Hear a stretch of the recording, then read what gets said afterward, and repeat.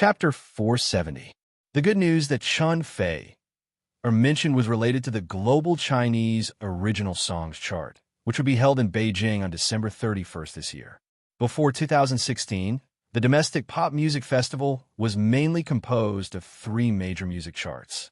They were the Asian Chinese Gold Songs chart, the Chinese Original Music chart, and the Chinese Music chart. Among them, the first two were more authoritative and influential. It was the Asian Chinese Original Songs chart and the Chinese Music chart that had been reorganized and merged. It could be said that it was a powerful combination. The global Chinese Original Songs chart after the merger of the two festivals was undoubtedly the most important music award in the Chinese pop music industry. It directly crushed the Chinese Music chart, which was led by Shonen TV. This year was the first year of the global Chinese Original Songs chart, which had a special meaning. Most of the people in the circle had already grasped the basic information about this music festival that was highly anticipated. For example, the Chinese Original Songs chart had a total of 24 awards, including Best Male and Female Singer, Best Album, Best Lyrics, Best Composition, Best Newcomer, Best Orchestra, Best New Group, Best MV, etc. The time was fixed on the last day of each year, and the venue was the National Grand Theater. Whether it was the scale or the layout, it had reached the national level. It was bound to have an impact on the Chinese circle in Asia and even the world. Any aspiring musician wouldn't want to miss such a grand music event. Of course, it was very difficult to get a place in it. According to the insider information that Chun Fei got, Lu Chun had already received many nominations and was just waiting to be announced. According to the rules of the Global Chinese Original Songs chart, each award could not be more than 5 nominations, and only one could win. There would not be a situation where there were double yokes or multiple yokes. The organizing committee of the Golden Songs chart had undoubtedly learned a lesson from other awards. In the past, in many awards in the film and music industry, the situation of dividing the pork was quite serious. It was very common for 2 best actors or best actresses to appear at a film festival at the same time. There were even 3 of them on the same stage, which was very embarrassing. This kind of awards based on seniority was criticized by the audience, which led to the value and credibility of the awards being reduced big. As a result, in the end, some winners refused to accept the awards. There could only be one winner for each of the major awards on the Golden Melody chart. Chun Fei had been in the industry for more than 10 years. Her connections in the circle were not something that Lu Chun could compare with. Therefore, before Lu Chun got the news, she already knew a lot of inside information. You will definitely be nominated for Best Male Singer, Best Album, Best Lyrics, and Best Composition. Chun Fei said, "I'm not sure about the others, but with these 4 nominations, it's enough." Although it was just a nomination, it was already very valuable for such a heavyweight award as the Global Chinese Original Songs chart. It should be noted that the Golden Songs chart was aimed at the Chinese pop music world all over the world, including musicians from Taiwan, Hong Kong, and Macau. The competition for the nomination was bound to be fierce. 4 heavyweight nominations. Those were the 4 cornerstones of Lu Chun in the circle. It could be said to be very heavy, and there might be more than 4 nominations. Lu Chun said with a smile, "It's just a nomination. Maybe I won't even get an award in the end." Chun Fei said, "Modesty is a good virtue, but excessive modesty is hypocrisy. If you can't even get an award, then the Golden Melody chart doesn't live up to its name." She said it very seriously. She was not joking, but really thought so. Over the past year, Lu Chun's contribution and efforts in pop music were obvious to all. He stirred up the music world with his own strength and made the domestic original work shine again. It was impossible for the members of the Golden Melody chart to not see it, or pretend not to see it. Otherwise, how could the credibility of this music festival be guaranteed? Lu Chun said with a smile, "It will be good if you were a judge. By the way, how many nominations do you have? Not to mention other things, the Best Female Singer and Best Album. If Chun Fei and her Woman Flower, which had sold 5 million copies, were absolutely unscientific." Chun Fei said, "I'm sure I have less than you. We should be competitors for the best album." As long as the Golden Melody Chart knew a little about marketing and publicity, the Golden Melody Chart Committee would definitely not let go of this gimmick that could be used for hype. Lu Chun said, "Bring it on." Chun Fei laughed. "I'm not afraid of you. Whoever loses will have to wash the dishes at home in the future." Lu Chun agreed resolutely. "Let's do it." The two of them laughed at the same time. Although they were thousands of kilometers apart, their hearts were still full of sweetness and warmth. Chun Fei said, "I miss you." Lu Chun comforted her. "Let's have a holiday during the new year. I'll take you to Bali for a few days." Chun Fei was happy. "Then I'll wait for the new year." She was overjoyed, like a little girl who had got her favorite toy. She was extremely happy. Time passed quietly as they spoke words of love. On November 12th, the 5th day after Lu Chun returned to Beijing, the Global Chinese Top Songs Chart Committee announced the list of nominees and judges on its official website at the same time, opening the prelude to the annual music festival. Chun Fei's source was very accurate. Lu Chun was nominated for a total of 4 heavyweight awards: Best Male Singer, Best Album, Best Lyrics, and Best Composition. In addition, he was nominated for Best Producer and Media Recommendation. As for Chun Fei herself, she was nominated for Best Female Singer, Best Album, Best Stage Performance, and Media Recommendation respectively. In the Best Album and Media Recommendation Awards, the two of them became competitors. Although such a situation was normal, it still showed people the intention of the organizing committee, especially on the nomination list. The two of them were next to each other, which was particularly eye-catching. The nomination list of the Top Songs chart quickly spread on the internet. Lu Chun's studio, Chun Fei's studio, and the official accounts of their fan support groups all forwarded it, immediately causing a sensation in their fan groups. "Ah, my Chun and my Fei are going to PK. Everyone, who do you think will win?" In my opinion, the best album should be jointly owned by 2 people to be perfect. Don't think about it. There's no double yoke in the Top Songs chart. Woman Flower and The Ordinary Road. Which album should I support? I support both albums. I'm happy who wins. Happy +1. It was just that the fans of both sides were complacent about the best album being in the bag, which made the fans of the other nominated albums feel dissatisfied. In blogs, forums, Tieba, and QQ groups, the flames of war were everywhere. As for who won and who lost, it would be revealed at the end of next month. Chapter 471. In the Borui Club in the capital. In the ring, Immerse, who was wearing a set of black kung fu, was launching a storm-like attack on her opponent. Front kick, whip kick, side kick, knee strike, straight punch, horizontal elbow. Her attacks were so intertwined that people couldn't even breathe. She was like a beautiful black female leopard who was going to tear her prey to pieces on this small stage. There were a lot of people around the ring. They were all coaches and employees of the club. Everyone was cheering for Immerse, which made her attacks more and more powerful. However, Immerse's opponent was not weak. On the contrary, he was stronger. In the face of the former's fierce attacks, he dealt with them with ease. He dodged sideways, raised his arms to block, and raised his legs to protect himself. Although he retreated step by step, his defense was impeccable, so that Immerse's strength was gradually exhausted in the repeated attacks. Bang! Immerse's side spin kick was once again blocked by Lu Chun's arm. When she jumped down, her left leg, which supported her body, obviously bent down. She staggered and almost fell on the ring. She was exhausted. Lu Chun took 2 steps back and did not take the opportunity to fight back. He looked at Immerse with a smile. Immerse's chest rose and fell violently a few times. She stared at Lu Chun with shame and annoyance. Finally, she was discouraged and said, "I don't want to fight with you. It's boring to fight with you. You're so soft and weak." Lu Chun smiled and said nothing. Immerse did not give up. "You are so busy now. You have to run to Hong Kong and the Mongolian prairie. How do you keep your kung fu?" Immerse was really not convinced. Since she lost to Lu Chun in the ring half a year ago, she specially hired a master in kickboxing and spent a lot of time practicing hard. She was confident that her strength had improved a bit. So this time when she knew that Lu Chun had returned to the capital, she dragged Lu Chun to the Borui Club to fight again. Unexpectedly, This time, Lu Chun completely relied on blocking and parrying, which made her lose confidence. Lu Chun thought about it and said, "I'm very talented."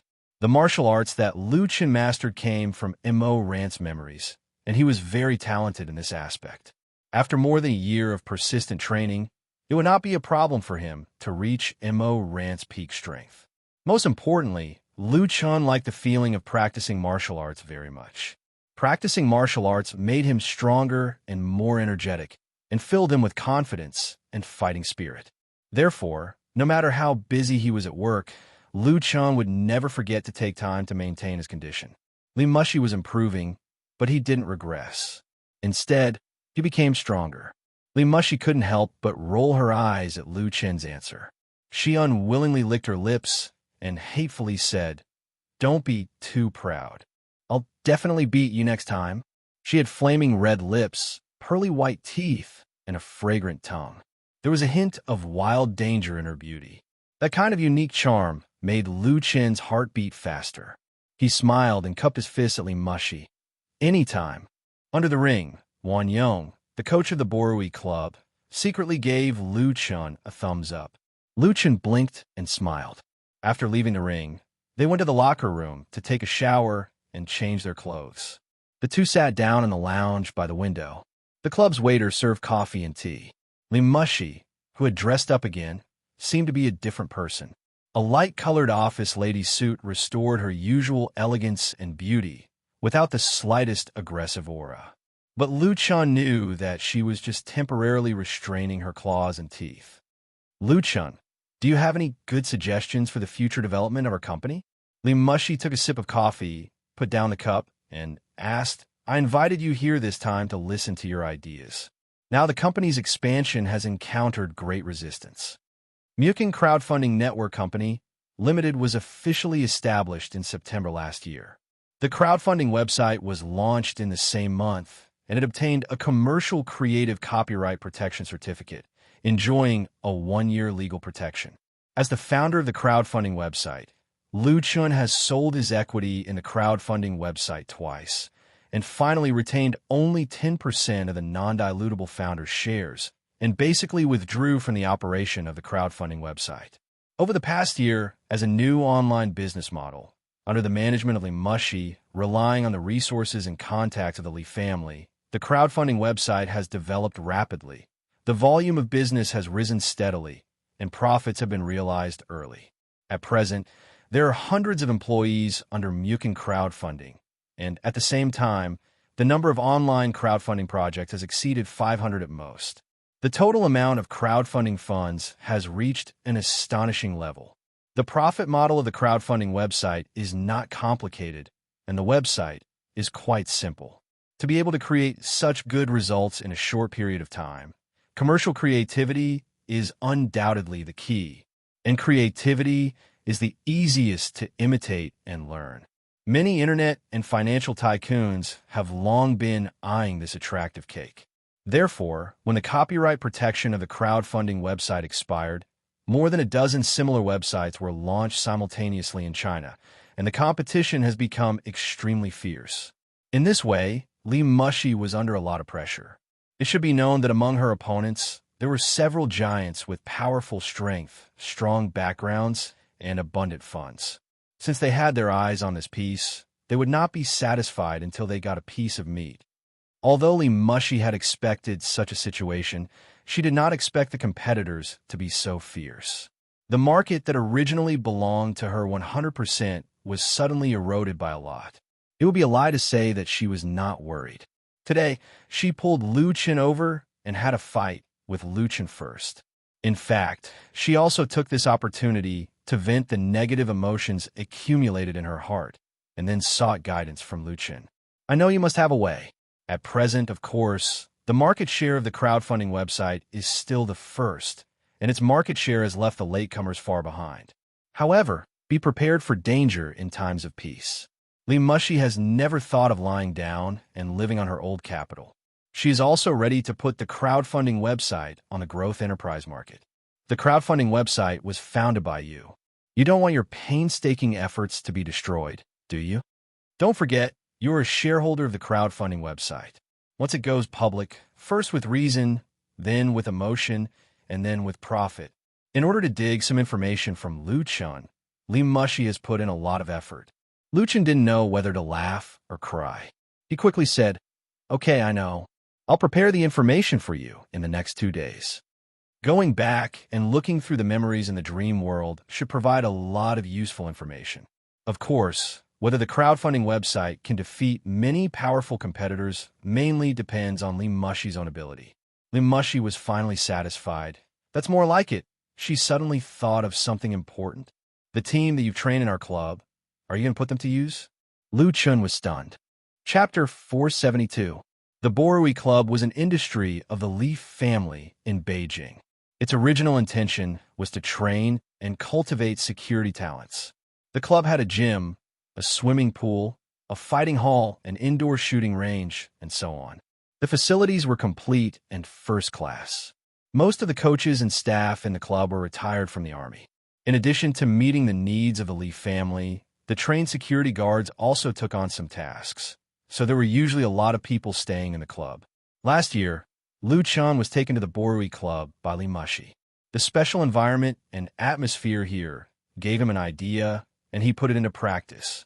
That was, Lu Chun recruited a team from the Borui Club and trained them according to his own intentions. This team was not used as bodyguards for Lu Chun. He didn't have such a big show and didn't need it. It was used to shoot a martial arts action film. The martial arts action film that Lu Chun wanted to shoot came from the memory of the dream world. In the dream world, there had been countless wonderful and classic martial arts and action films at home and abroad, which were treasures that made people's blood boil. Lu Chun's big IP plan was closely related to these memories, but he wanted to reproduce the classics in the dream world. In reality, there were no other conditions, but it was difficult to find suitable martial arts action film actors.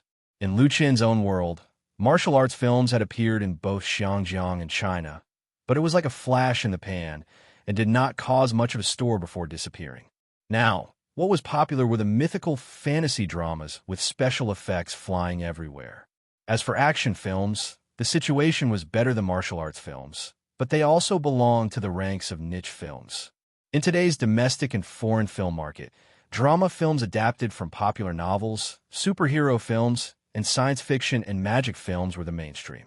The market share in this area was huge. A blockbuster could easily earn tens or even billions of yuan at the box office, so the competition was naturally extremely fierce. Basically, it was controlled by the giants in the industry.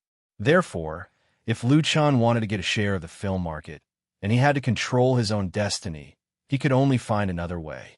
He chose to start in Hong Kong because he had chosen a suitable opportunity, and the training of people with the help of the Borui Club was a plan in advance. There were a total of 12 members in this team. The usual training expenses and salary were all borne by Lu Chun himself. After a year of preparation, it was about time for them to show their usefulness. It was Lu Chun's Lu family squad. Lu Chun didn't expect Li Mushi to bring it up. He asked curiously, "How did you know? Don't treat me like an idiot." Li Mushi glared at Lu Chun and said, "Although I don't know much about it, I know it's not fun for you to spend so much money on this team. Now that you've gone to Hong Kong to shoot a movie, they must go there to help, right?" Lu Chun was impressed. "That's right. My first movie in Hong Kong is about to start. They are indispensable."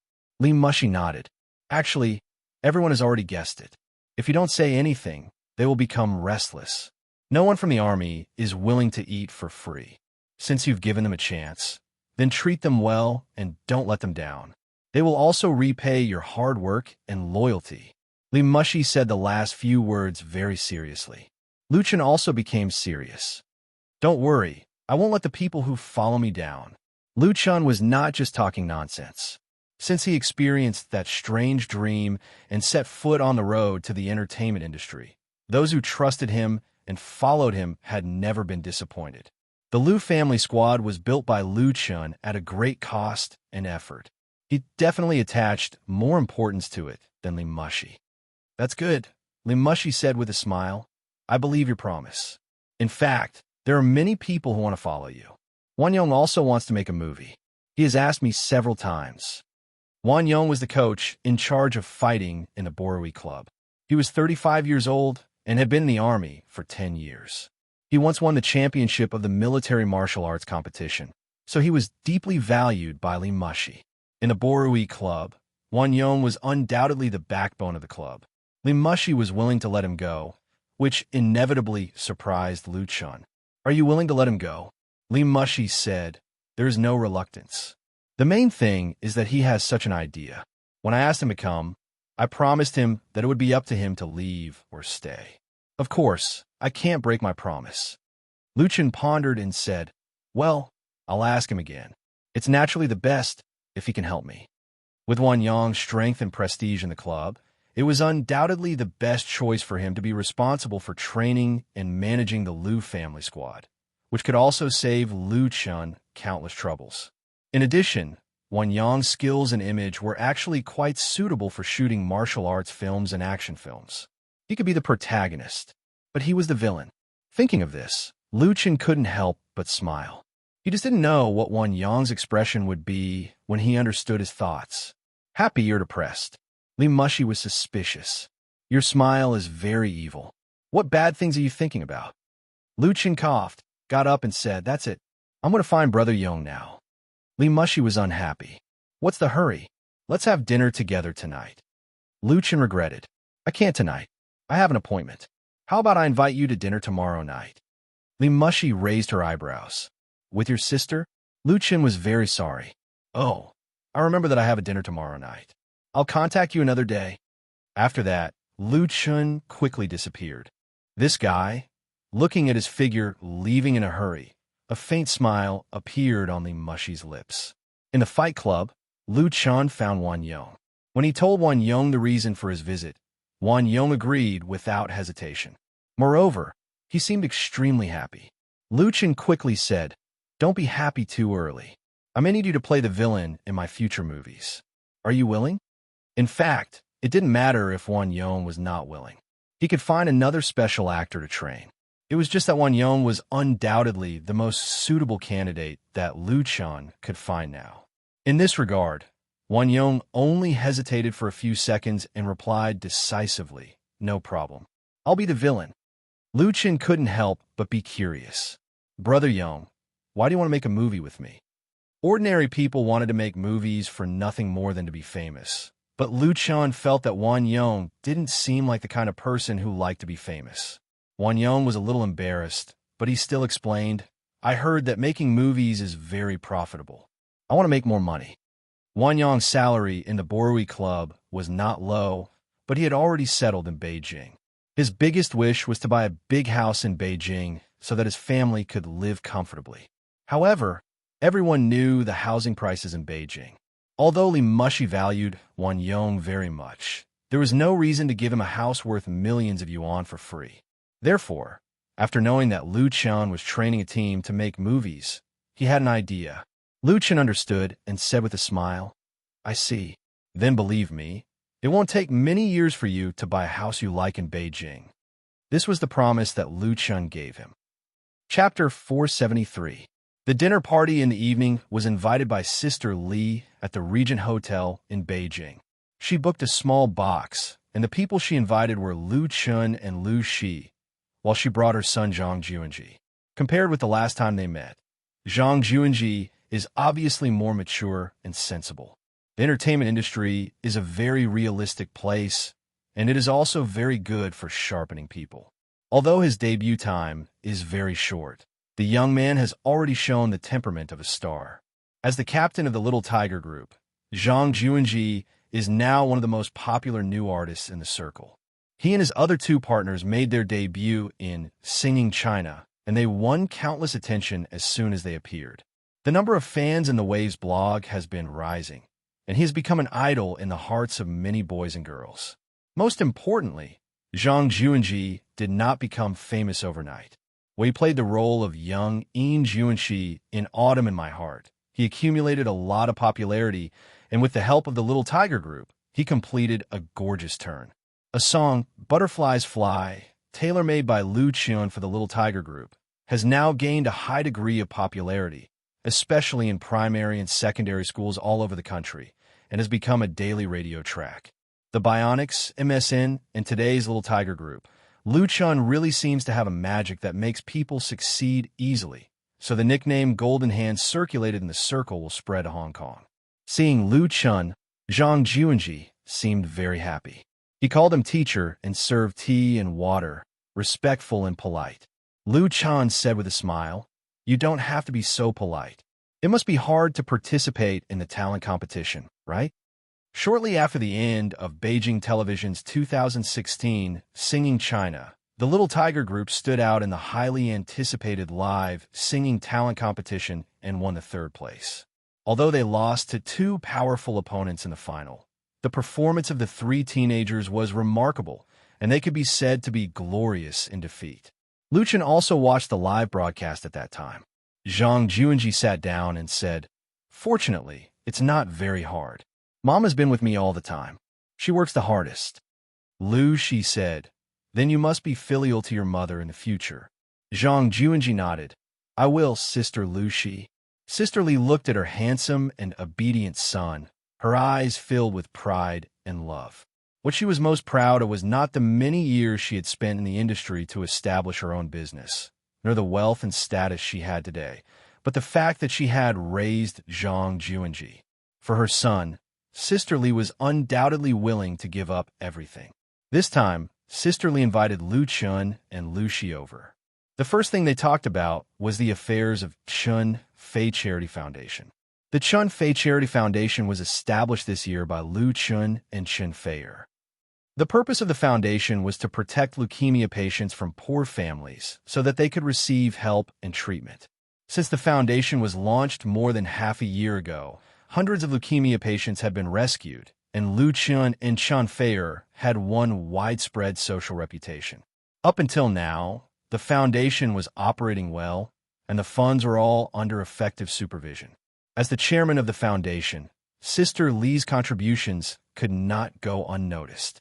"I've decided to sell the majority of my shares in the agency," Sister Li said. "In the future, focus on managing the foundation and Juanji's affairs. I don't want to care about anything else." Lu Chun and Lu Shi were suddenly shocked. The Rainbow Agency, founded by Sister Li, was a veteran agency in the capital. There had been many popular stars under it. Although its status in the industry was not comparable to the top big shots, it could still be ranked among the top. This agency was also the culmination of her life's efforts. It had been maintained conscientiously for 20 years. It had a good relationship and credibility. Even competitors admired it. Now that Sister Li actually said that she wanted to sell the Rainbow Agency, how could Lu Chun and Lu Shi not be surprised? Lu Chun quickly said, "Sister Li, actually," Sister Li interrupted him with a smile, "you don't have to persuade me.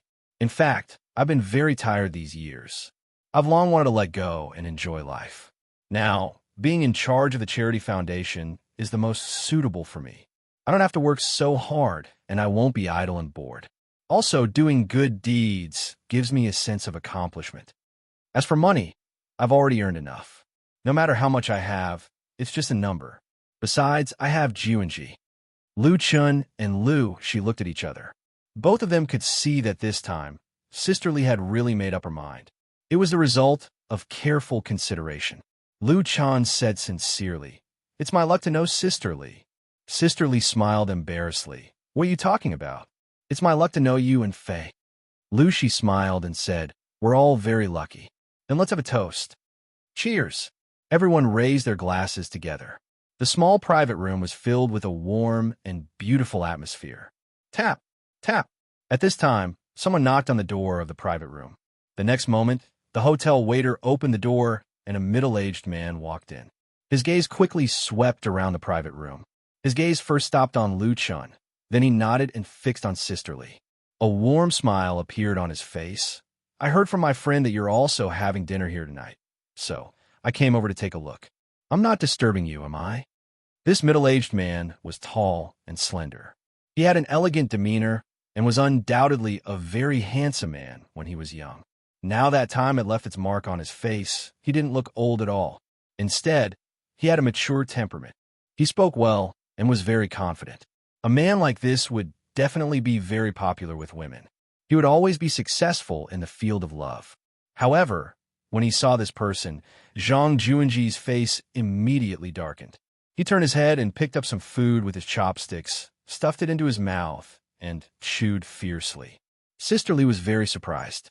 She immediately stood up and said with a smile, "It's not a disturbance. Speaking of which, it's been a long time."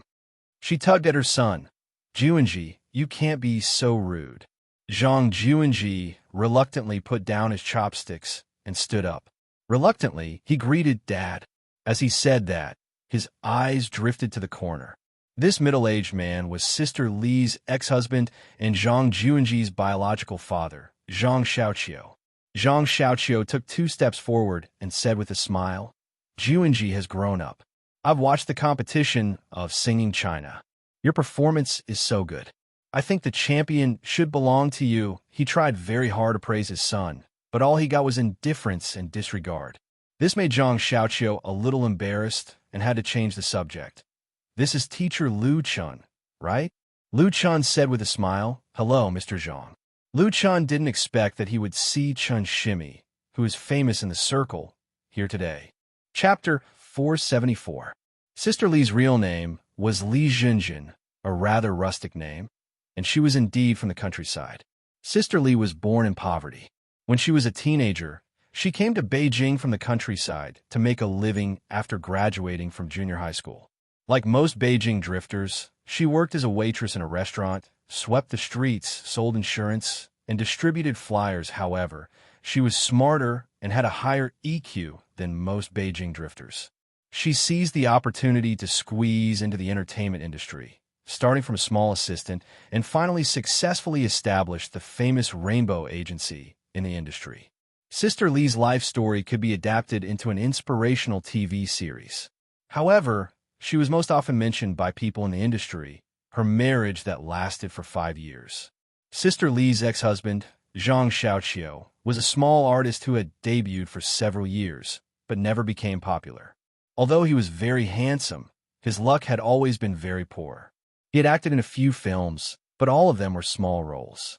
He had also released albums, but they were a mess of losses. He never got the appreciation of Bowl. At a cocktail party, Zhang Xiaoqiu met Li Jinjin, who was working hard to develop her career, so he enthusiastically pursued Sister Lee. At that time, people in the industry, including Li Jinjin's friends, didn't think Zhang Xiaoqiu had an ulterior motive.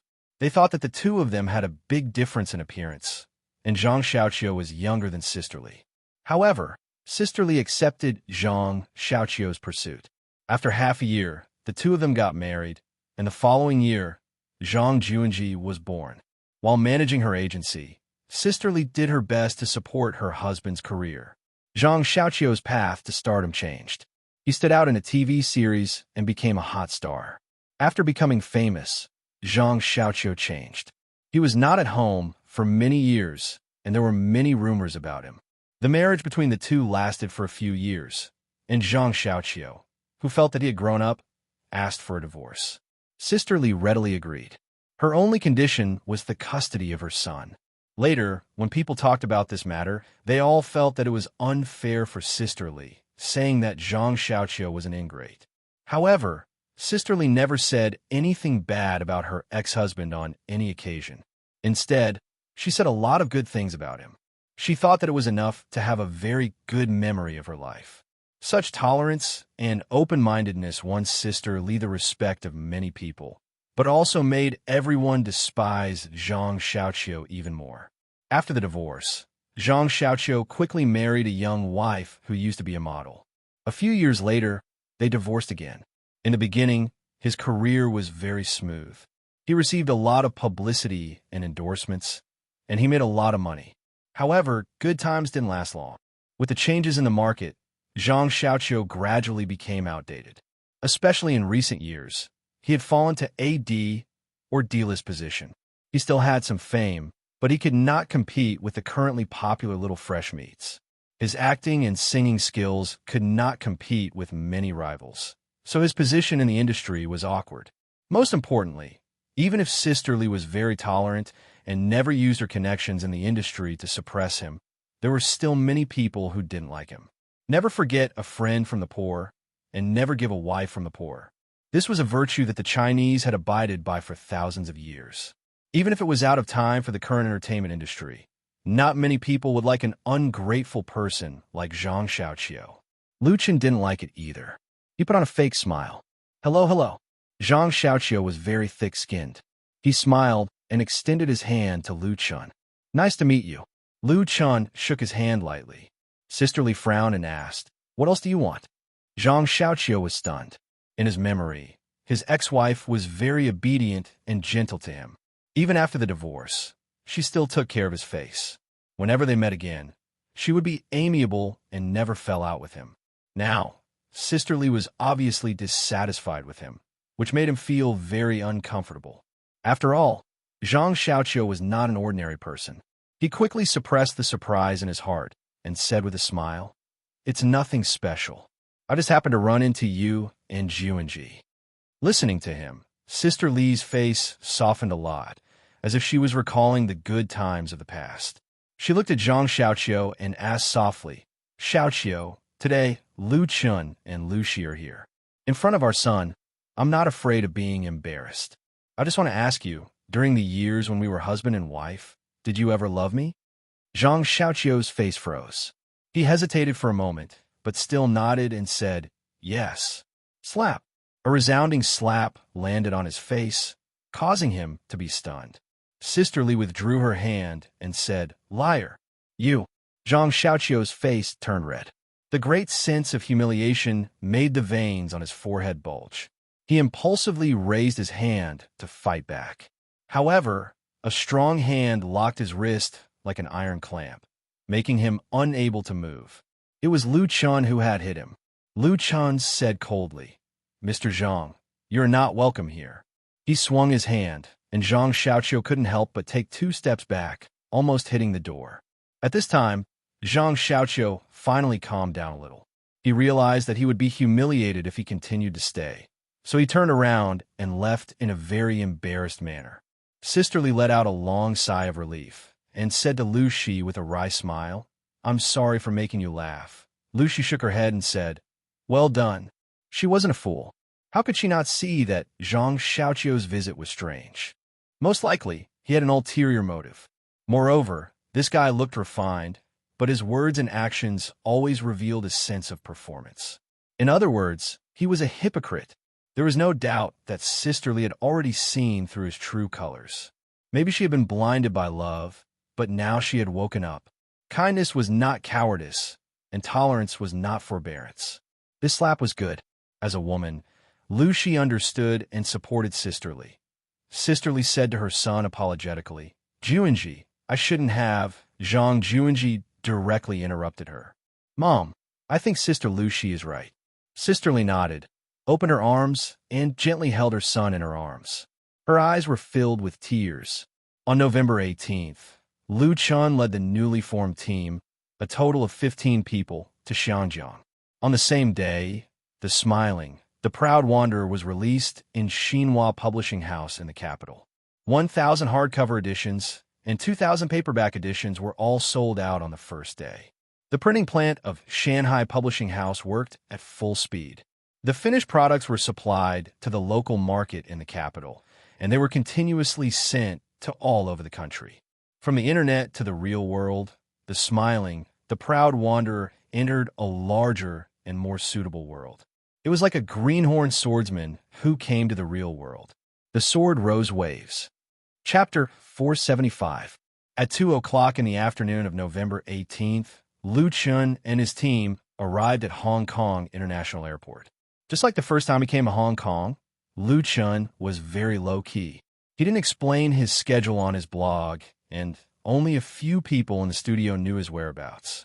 However, what Lu Chen didn't expect was that as soon as he walked out of the passenger passage, more than a dozen reporters holding cameras and microphones suddenly rushed out of the crowd outside and surrounded him in an instant. Mr. Lu Chen, can I interview you? Lu Chen, what's your relationship with Lu Gangsheng, Lu Tianwang? Mr. Lu Chen, what do you think of Chen Yuanshan's evaluation of your music work? Mr. Lu Chen, some people say that you came to Hong Kong to make a movie to steal the opportunity of the same industry in Hong Kong. What's your opinion on this? The flashlights flashed frequently, and the microphones tied with different media logos rushed to be in front of him. The surrounding passengers all cast curious or surprised gazes. There were also questions and questions that came at him like a storm. Lu Chen was a little confused for a moment. What was going on? When could he enjoy the treatment of a popular star in Hong Kong? This was a little unscientific. However, Lu Chen was not an ordinary person after all. In the face of a sudden unexpected situation, he could still maintain his calm. He quietly reached out to block the microphones that were about to touch his face and said, "Please make way. This is a public passage. Thank you." And behind Lu Chen, there was a whole team of people. This team of people was brought back from the capital by Lu Chen. There were 10 men and 2 women, all very young, all of whom had just been discharged from the army. They were at the age of young and vigorous, and had received professional training. So when they saw that Lu Chen was surrounded, they quickly stepped forward and blocked the paparazzi at the first possible moment, creating a safe isolation zone for Lu Chen, allowing him to quickly escape from the awkward situation. The paparazzi did not expect Lu Chen to have so many guards around him. How could they be a match for these elites? The pressure that they had formed to force Lu Chen to abdicate collapsed in an instant, and a reporter fell to the ground in a sorry state. The airport security personnel arrived at the scene in time and stopped the paparazzi who were trying to pester her. Therefore, Lu Chen successfully escaped and sat in the commercial car waiting outside. There were many people returning to Hong Kong this time, so the studio arranged to hire a medium-sized bus. The person in charge of picking them up was Lu Chen's assistant in Hong Kong, Li Jun. Li Jun saw the chaotic scene just now. She said embarrassedly, "Young Master Lu, I'm really sorry. I didn't expect there to be so many paparazzi." Lu Chen waved his hand to indicate that he didn't mind. What he was puzzled about was why these paparazzi wanted to surround him. Also, what Chen Yuanshan? Snatching the opportunity of the same industry in Hong Kong? It was simply inexplicable. Li Jun could explain these. It turned out that the source of the disturbance was the Cantonese song, "The Love of My Life," that he sang in Lan Kwai Fong last time. After this song was posted on the internet, it quickly became popular in Hong Kong and was liked by many young people in Hong Kong. There were even many local singers who imitated and sang it. Even the corresponding song appeared in KYV. Nowadays, Hong Kong's pop music scene was no longer as prosperous as it was in the 1980s and 1990s. Especially in recent years, there were fewer and fewer original Cantonese songs. The market was filled with a large number of cover songs and imitations of songs from Europe, America, Japan, and South Korea. The mentality of young singers was becoming more and more impetuous, and people who concentrated on making music were becoming rare. This phenomenon had many similarities with the mainland pop music scene. However, compared to the abundance of domestic talents, Hong Kong's original musicians had withered even more, and there were only a few rising stars. The market environment was bad, and the fans who really loved Cantonese songs were naturally very dissatisfied. On Hong Kong's music forums and blogs, nostalgic songs and criticism of the phenomenon were everywhere.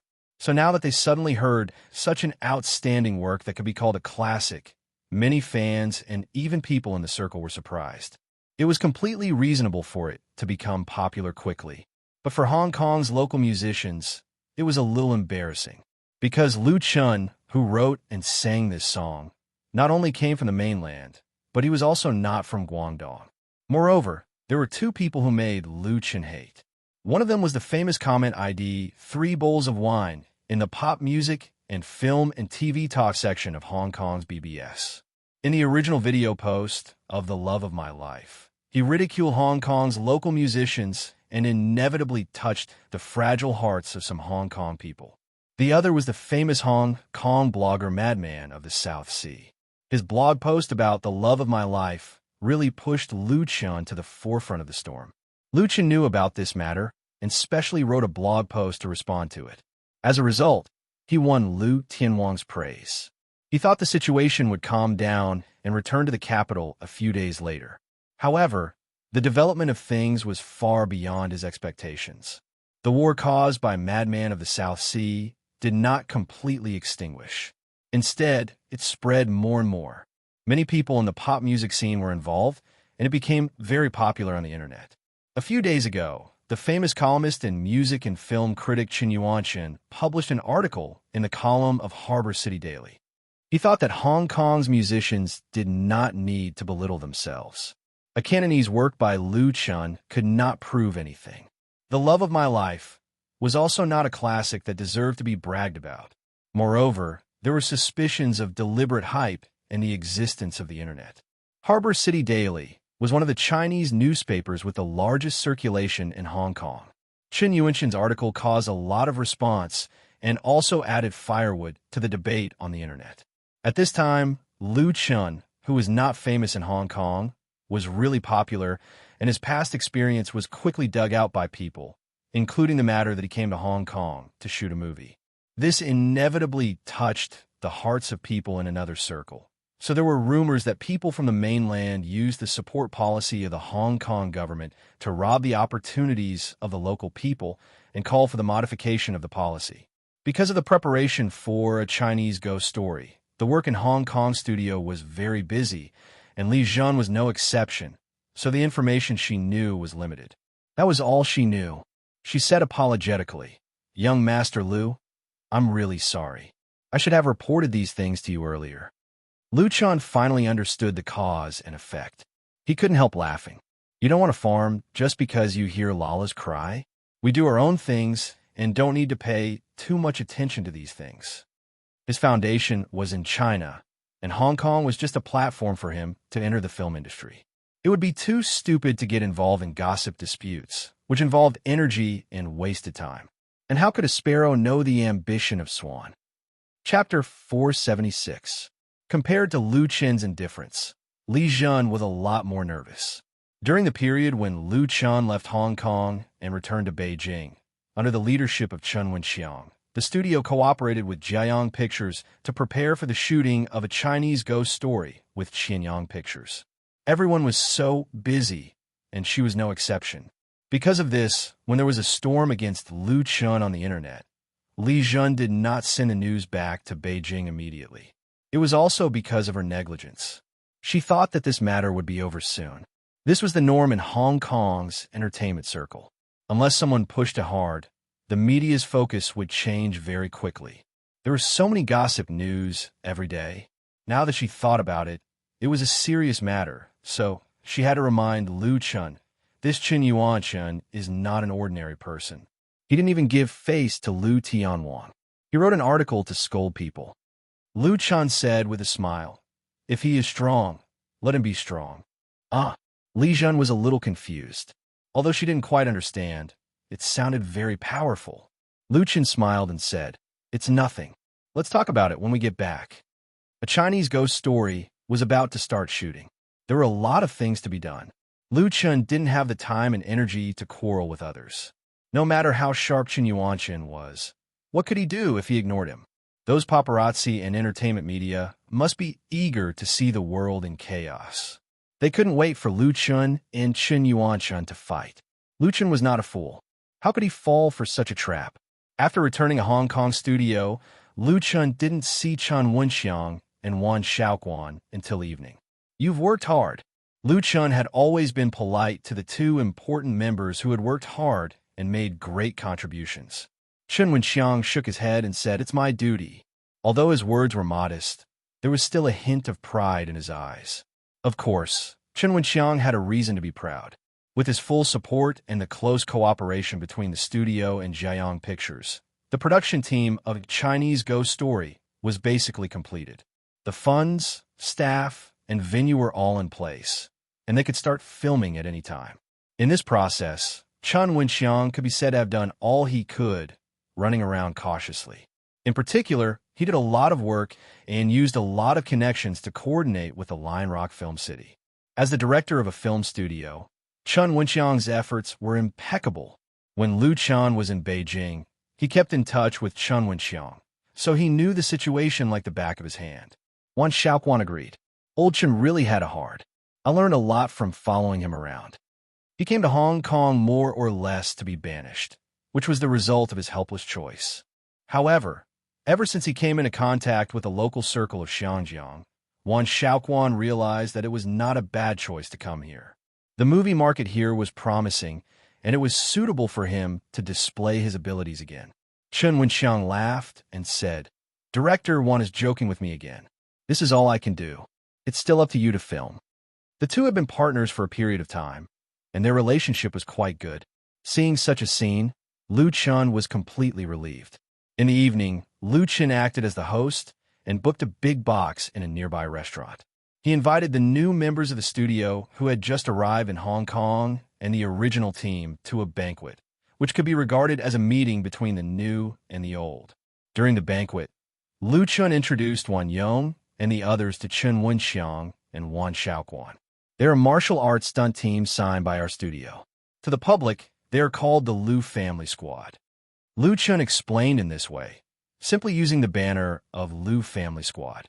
In the Xinjiang film and television industry, there were many martial arts masters who worked part-time as stunt actors. They had good basic skills and were also very hardworking. They often acted as stunt doubles for star actors to complete some dangerous actions and fight scenes. Low income and obscurity were the norm for these people. Chen Wenxiang was inevitably surprised that Lu Chun did not recruit in Hong Kong, but recruited such a young team from the capital because the cost of such an approach was undoubtedly high.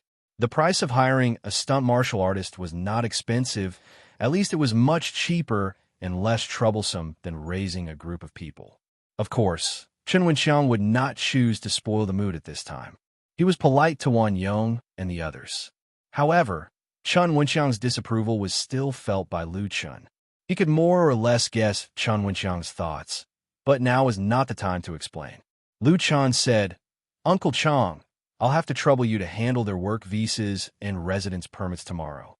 Mainlanders who wanted to work and live in the three major special zones of Taiwan, Hong Kong, and Macau needed to apply for the corresponding documents. Otherwise, there would be great trouble in life. Chen Wenxiang patted his chest and said, "No problem, leave it to me." Lu Chun was very relieved that he could handle it. He picked up his glass and made a toast to express his gratitude. After 3 rounds of drinking, everyone began to talk. Chen Wenxiang told Lu Chun a lot of recent things in the circle, and they talked about the controversy caused by Lu Chun on the internet. There was also Chen Yuanchen. Chen Yuanchen is one of the representatives of Hong Kong. Chen Wenxiang said, "The characteristic of Hong Kong members is that they must put the interests of Hong Kong people first in everything and reject foreign competition and immigrants." It is said that he intends to run for parliament next year. I suspect that it is very likely that he is using you as a target in this matter. The rumors on the internet are probably deliberately released by someone, so you can't take it lightly. Don't underestimate their incitement. Previously, Li Zhen told Lu Chun that Chen Yuanchen was very sharp, but Lu Chun did not pay much attention to it. Now that Chen Wenxiang revealed the deep inside story to him, he had to pay attention to it. In many cases, even if you don't look for trouble, trouble will come to you. Ignoring and avoiding it is not a solution. Lu Chun thought for a moment and said, "Then find a chance to clarify it." I was almost blocked by reporters at the airport in the afternoon. He was still very puzzled. How did these reporters know his flight number? Chen Wenxiang said with a smile, "These paparazzi have very good noses, and they have insiders in all the major airlines. They will know in advance when stars enter and leave the port. In the future, you'd better take the VIP passage." Lu Chun said that he had learned his lesson. This trick was very sophisticated. Chen Wenxiang continued, "If you want to clarify the truth, then don't look for these paparazzi. They specialize in writing nonsense. It's better to be on TV programs." He said to Li Zhen, "Zhen, pay attention to which TV stations will send invitations these days." Li Zhen nodded. "Okay." As a result, Chen Wenxiang was right. On the second day after Lu Chun returned to Hong Kong, 3 TV stations sent invitations. Chapter 477. Xinjiang's land area was more than 1,000 square kilometers, with a population of more than 10 million, and its population density was among the highest in the world. This international metropolis was once known as the Hollywood of the East, and its entertainment industry was extremely developed. Although there were signs of decline since the beginning of the new century, it was still one of the important industries of Xinjiang. As the most important part of the entertainment media, Xinjiang had a considerable number of television stations, mainly including 2 major wireless stations and more than a dozen small and medium-sized cable stations. Among them, Xinjiang Satellite Television, Xinjiang Satellite TV, and Asia Television, ATV, were the 2 hegemons in the industry, jointly occupying more than 70% of the market share. Pearl TV, Hong Kong Cable TV, Kowloon TV, and other cable TV stations divided up the remaining 30%. The competition between them was very fierce, creating the prosperity of Xinjiang's television media. The invitations to Luchun Studio were from ATV, Pearl TV, and Hong Kong Cable TV. Without any consideration, Luchun accepted ATV's program invitation. Asia Television was the first television station in Xinjiang and also the first Chinese television station in the world. It had a long history and a glorious past. Although its current strength and scale were slightly inferior to the rising star Xinjiang Satellite TV, ATV's background was still very strong, and it had a great influence in Xinjiang and even in Southeast Asia. ATV had 12 channels, and the program that invited Luchun was the variety channel's Entertainment 3 People Talk. This program had been on the air for more than 10 years. It was hosted by ATV's famous host, Shun Shuling. Every episode would invite a star in the entertainment industry and a special guest to interview the current entertainment hot topics. Its average ratings had always been in the top 3 among similar programs. The reason why Entertainment 3 People Talk invited Luchun was undoubtedly because of the dispute he had caused on Hong Kong's internet. It was about Xinjiang's pop music and Xinjiang's movies. Luchun still attached great importance to ATV's program invitation. After getting the program script, he took some time to study it and also looked through a lot of previous videos of Entertainment 3 People Talk. Assistant Li Jun was very active in advising Luchun and even recommended a famous stylist to him. Her excitement was not without reason.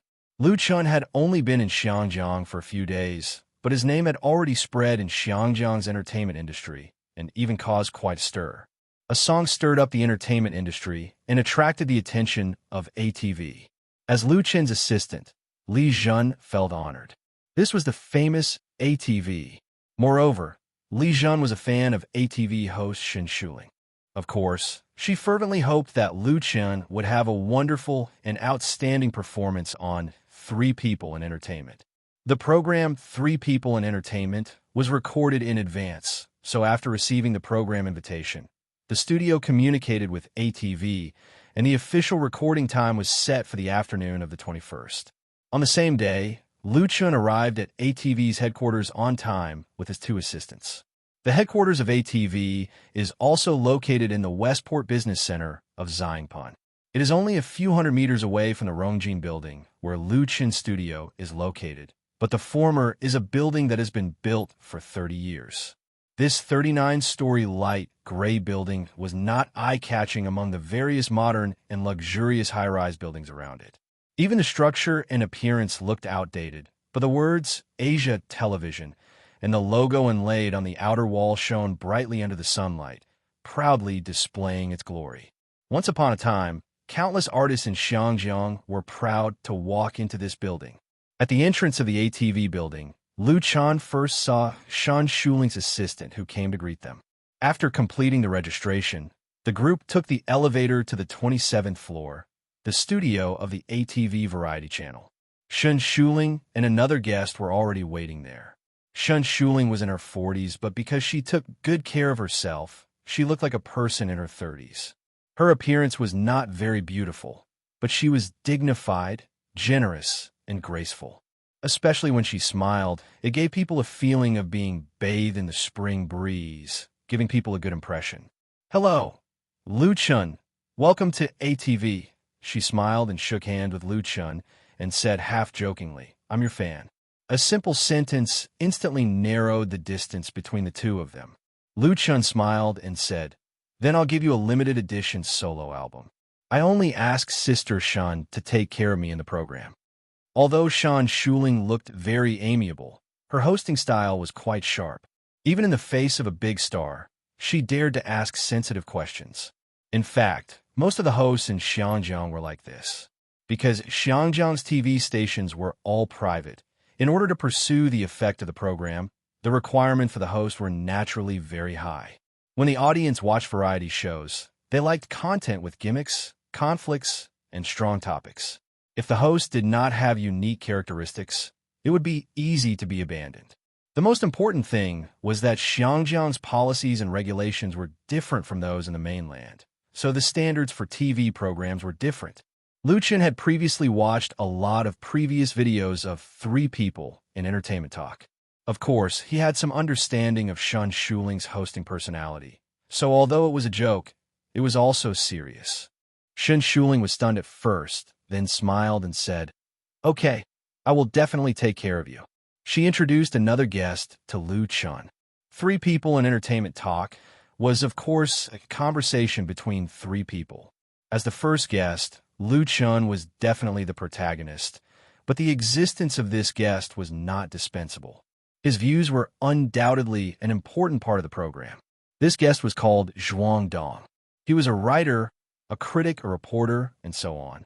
He was a celebrity in the literary and entertainment circles. He had published many books and had more than 500,000 fans on Hong Kong blogs. Zhuang Dong was thin and a little tanned. He was wearing a suit and glasses. After the introduction, he shook hands with Lu Chen and said, "Hello, nice to meet you." Lu Chen smiled and said, "Hello, Mr. Zhuang." Zhuang Dong's eyes were quite sharp. He stared at Lu Chen and asked, "Mr. Lu, I want to ask, what is the main purpose of your development in Xiangjiang? Or what is your goal?" Lu Chen was stunned. The program had not even started recording, and this person had already started to ask aggressive questions. He looked quite unfriendly. He thought for a moment and replied in a neither servile nor overbearing manner, "I came to Xiangjiang to make friends." This answer was undoubtedly completely out of Zhuang Dong's expectation. Maybe he wanted to catch Lu Chen off guard, but he was dumbfounded by Lu Chen's response. Shan Shuling, who was standing on the side, had a flash of smile in her eyes. She tried to smooth things over and said, "You too, if you have anything to say, let's talk on the program." She had a feeling that today's episode of 3 People in Entertainment Talk would be quite interesting. At least the guest was not wrong. Chapter 478. It was already 8 o'clock in the evening when all the houses in Hong Kong were brightly lit. Kong nimbly jumped out of the minibus that had just stopped at the platform, rushed forward a few steps, jumped to the sidewalk, and then walked quickly to his home. Kong had just graduated from college this year. At present, he was working in a trading company, doing the import and export of digital equipment. He did not go to a famous university and had no energy for work, so now he was mainly learning to be an assistant. The work was very hard. He had to go to work at 6 o'clock in the morning and go home at 7 or 8 o'clock in the evening. The salary was very low, and he had to do all kinds of chores. It was very undignified to be ordered around by the boss. But Kong was a very optimistic boy. He worked very hard and studied very hard. He looked forward to the day when he could open a small company and buy a big house for his family. His dream was a villa. Kang's home was in Wai Sha Tin. A 50-square-meter house accommodated 3 generations of 6 people. The so-called HOS referred to the low-cost housing built by the Hong Kong government in the 1970s under the Home Ownership Plan, which was equivalent to the affordable housing in the mainland. The price was 30% to 40% lower than that of similar commercial housing. It was mainly sold to public housing tenants and qualified low- and middle-income residents. This 50-square-meter HOS was bought by Kang's grandparents with their life savings. After returning home, Kong opened the door with the key. His mother, who was cleaning in the kitchen, heard the noise and poked her head out. She asked, "Kong, have you had dinner?" Kong nodded and said, "Yes, I have. I'm going to my room." His mother looked at his back as he hurried into the room and shook her head. Although the house was very small, in order to meet the living needs of the family, it was still divided into 3 rooms, one for his grandparents, one for his parents, and one for him and his sister. There was no other way. Although Kong was already an adult and his sister was in high school, This HOS was very good compared with many families who lived in public housing or even cage houses. In the future, when his sister got married, he could marry a wife and live with her. Dreams were beautiful, but the real life had to go on. His sister was sitting at the desk copying homework. Akong did not disturb her. He sat on his bed and turned on the small LCD TV hanging on the wall. Akong bought the TV with his first salary so that he wouldn't have to fight with his family over the TV. He liked movies and TV dramas. He also liked pop music and surfing the internet. Now that the computer was occupied by his sister, Akong had no other choice but to watch TV. Most importantly, there were programs that he wanted to watch at night. Beep! Just as he turned on the TV with the remote control, the phone in his pocket suddenly rang twice. Akong took out his phone and looked at it. It was a message from Xiao Wei, asking if he had arrived home. Akong quickly replied, "I'm home. I just turned on the TV." Xiao Wei replied very quickly, "ATV Variety Channel, 8:30 p.m., Entertainment, 3 People Talk." Akong couldn't help but smile. His fingers moved quickly. Understood. Xiao Wei was a girl he was pursuing. She was a clerk in another company. Although she was not very beautiful, she could be considered delicate and charming. She had no lack of pursuers. Akong knew that his family was ordinary and his conditions were ordinary. He didn't really expect to win her favor.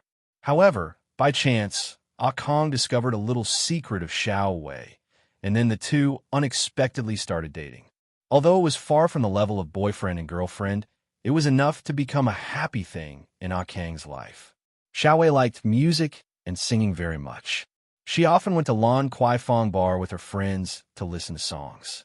Her common ID on the internet was Viviani. Isn't it a nice name? Xiao Wei recently fell in love with a young artist from the mainland, and tonight, the artist would appear on the ATV Variety Channel's Entertainment 3 People Talk program. Not only did she want to watch it herself, but she also wanted her friends to watch it together. Akong was no exception. He exchanged text messages with Xiao Wei. The long advertisement before the start of the program had no effect on Akong. Unfortunately, the good times didn't last long. Entertainment 3 People Talk started on time at 8:30 p.m. First, the familiar opening music and the familiar program logo were played. The camera quickly turned to the host. Akong was no stranger to the ATV Variety Channel's Entertainment 3 People Talk, especially the host, Shen Shuling. When he was still in primary school, she was already active on the screen and looked very kind. "Welcome to Entertainment 3 People Talk." The dignified and beautiful Shen Shuling smiled at the camera, and the two guests sat on her left and right. "Who is this? He's so handsome." Akong couldn't help but turn his head at the sudden sound. He saw his sister standing beside him, staring at the TV screen with glowing eyes. Akong knew who she was asking about and explained, "Lu Chun, an artist from the mainland. He sings very well. Have you heard the song, 'The Love of My Life?'" He looked at Lu Chun on the screen. Although he was a little unhappy, he had to admit that Lu Chun was really handsome. There were many handsome young artists in Hong Kong, but this artist from the mainland had a special temperament. Akong couldn't tell, but he felt that he was different from other stars. Is this song sung by him? His sister suddenly understood and sat beside him to watch the program together. High school was very busy. If she wanted to go to a good university, she had to work hard. Akang's sister usually didn't have much time to play or watch TV or surf the internet, because her goal was to surpass her brother. But she had also heard the song, "The Love of My Life." First of all, let's welcome Lu Chun. He comes from the mainland and is currently shooting a movie in Hong Kong. He is also shooting a movie? His sister's surprise made Akong even more unhappy. If he had known this, he would not have turned on the TV. But in this way, he and Xiao Wei would lose an important topic, and maybe they would be put into another book by the other party. The program continued. No one knew if it was specially arranged by the TV station. At the beginning of the program, another guest, Zhuang Dong, attacked Lu Chun and asked several sharp questions, mainly about the pop music of Hong Kong. His sister was indignant. Why is he like this? If he has the ability, he should write a good song. In the face of Zhuang Dong's attack, Lu Chun dealt with it calmly and confidently. Lu Chun praised the great contribution of Hong Kong pop music to the Chinese music world, and also pointed out the common problems faced by pop music at present. He hoped that more talented musicians could emerge in the music world and reproduce the glory of Chinese music together. The watertight answer made Zhuang Dong's attack in vain. Perhaps he realized that this problem was not difficult for Lu Chun, so he quickly changed the topic to Hong Kong movies and the film support policies of the Hong Kong government. Chapter 479.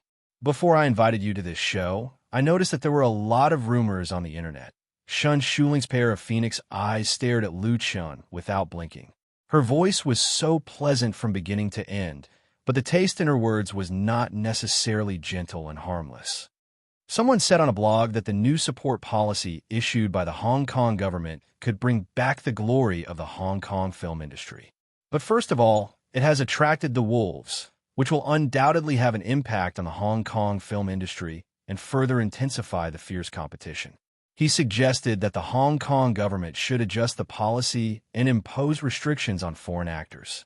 So, Lu Chun, do you think that you're also a member of the Wolves? Or do you have any opinion on this? In the show, Shun Shuling was the host, and she was also the topic guide. Maybe she didn't take any position, but she interacted with the guests objectively and neutrally. However, this didn't mean that she didn't touch on sensitive topics. On the contrary, she was consciously driving the atmosphere of the conversation and creating conflicts and arguments. This was the first topic that Zhuang Dong brought up. He was undoubtedly a supporter of this sensitive topic. Seeing that Shin Shuling brought the fire of war to Lu Chun, a faint smile appeared on his face, as if he was watching a good show. In Zhuang Dong's eyes, Lu Chun was very young, which meant that he lacked enough experience, shrewdness, and adaptability. Moreover, Lu Chun had just come from the mainland, so he must be very unfamiliar with Hong Kong. Shin Shuling's question was very tricky, and it also touched on the sensitive side of Hong Kong people. If Lu Chun's answer was slightly appropriate, then his interview that night would be a failure. In other words, Zhuang Dong would win without a fight, and it would be an easy victory. In fact, it was not good to win too easily. Zhuang Dong even had a little regret. The real victory should be crushing the opponent in a fierce battle. Lu Chun pondered for a moment, as if he was thinking. It seemed that this question had really stumped him, which made Zhuang Dong more and more proud. But the audience sitting in front of the TV and watching this show had a different feeling. Ah Kang's sister complained, "Really? How can you ask such an outrageous question? How do you expect people to answer?" She was really infatuated with Lu Chun's handsomeness and instinctively spoke up for Lu Chun. Ah Kang sympathized with Lu Chun. If he had been questioned like this, he would have behaved even worse. In his heart, Ah Kang agreed with the wolves. When he worked in the company, he often heard from his colleagues that the reason why the market was so bad, the prices were so high, and the housing prices were so expensive were mainly because of the mainland. Mainlanders came to Xiangjiang to shop and buy real estate in Xiangjiang because the mainlanders took over the Xiangjiang company's business. Now, it was the movie industry's turn. What was the Hong Kong government thinking? Why didn't they think more about the locals? As the saying went, don't let the goodies flow to your own fields. His mind was a mess of thoughts, and then he thought of Xiao Wei. I wonder if Xiao Wei will be very angry? Just then, Lu Chun spoke on the TV screen. He looked very serious and said, "I think I and my colleagues from the mainland are not wolves.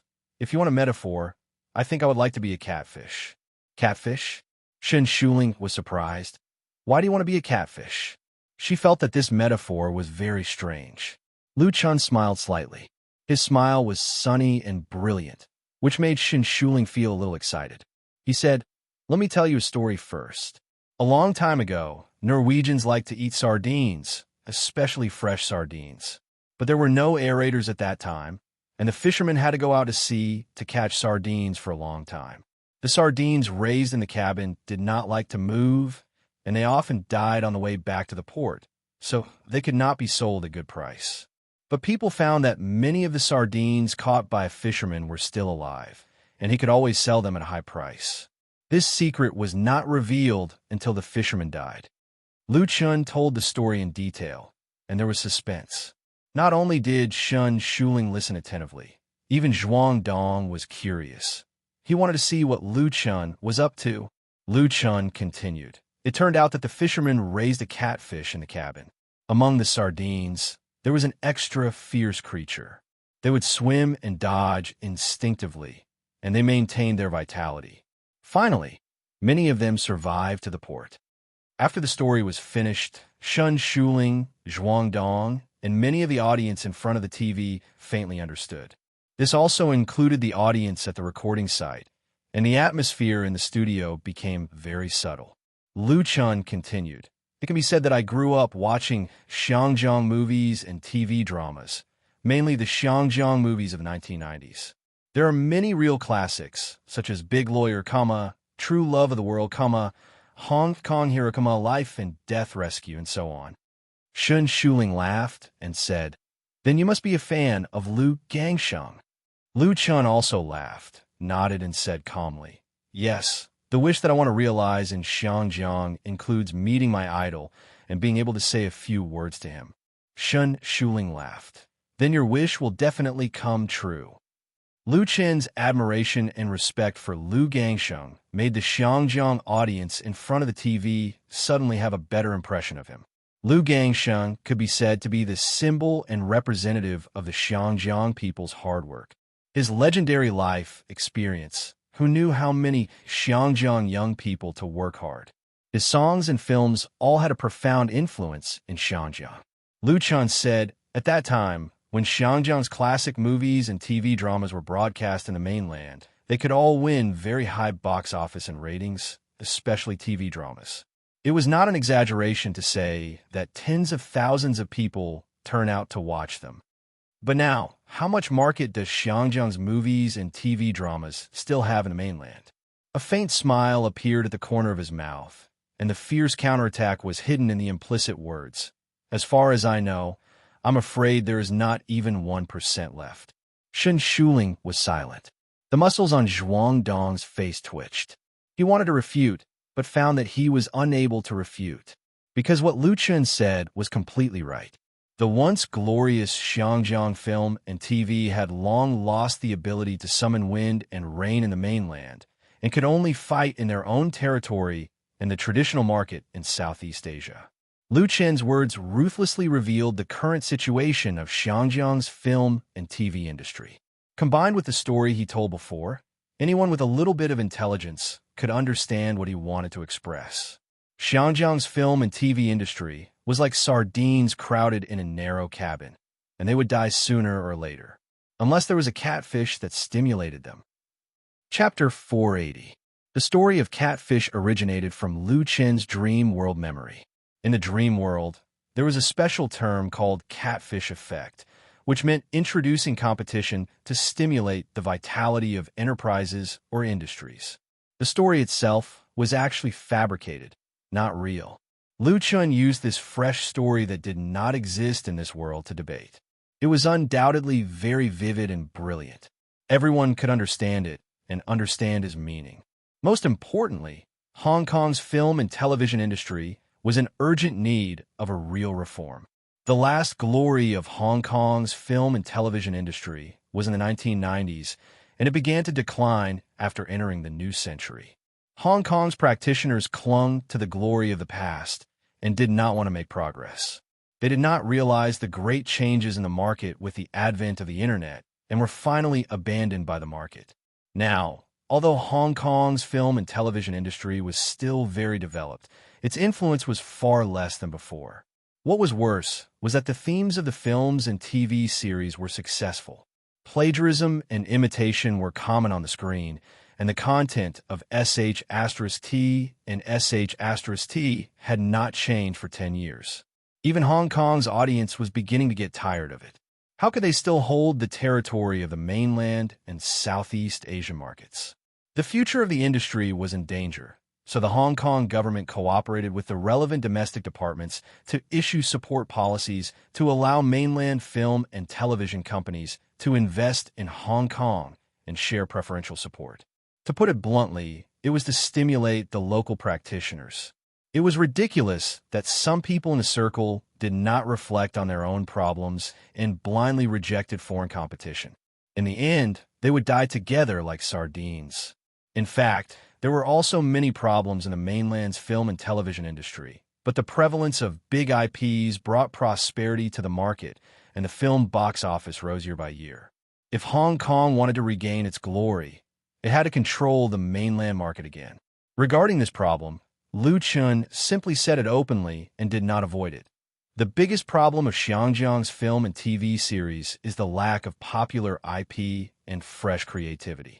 Xiangjiang does not lack talents in the film and TV field, nor does it lack channels and resources, and has accumulated rich experience for decades, but now it has fallen behind the times. Hearing his words, many TV viewers nodded secretly. People in Hong Kong liked watching movies very much. According to statistics, on average, every person in Hong Kong spent more than 300 yuan on movies every year, which was a box office of 3 to 4 billion yuan, not including other expenses in the cinema.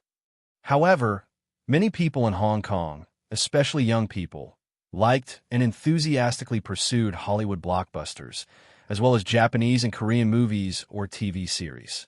Shun Shuling asked, "Is this the reason why you chose to come to Hong Kong to make a movie?"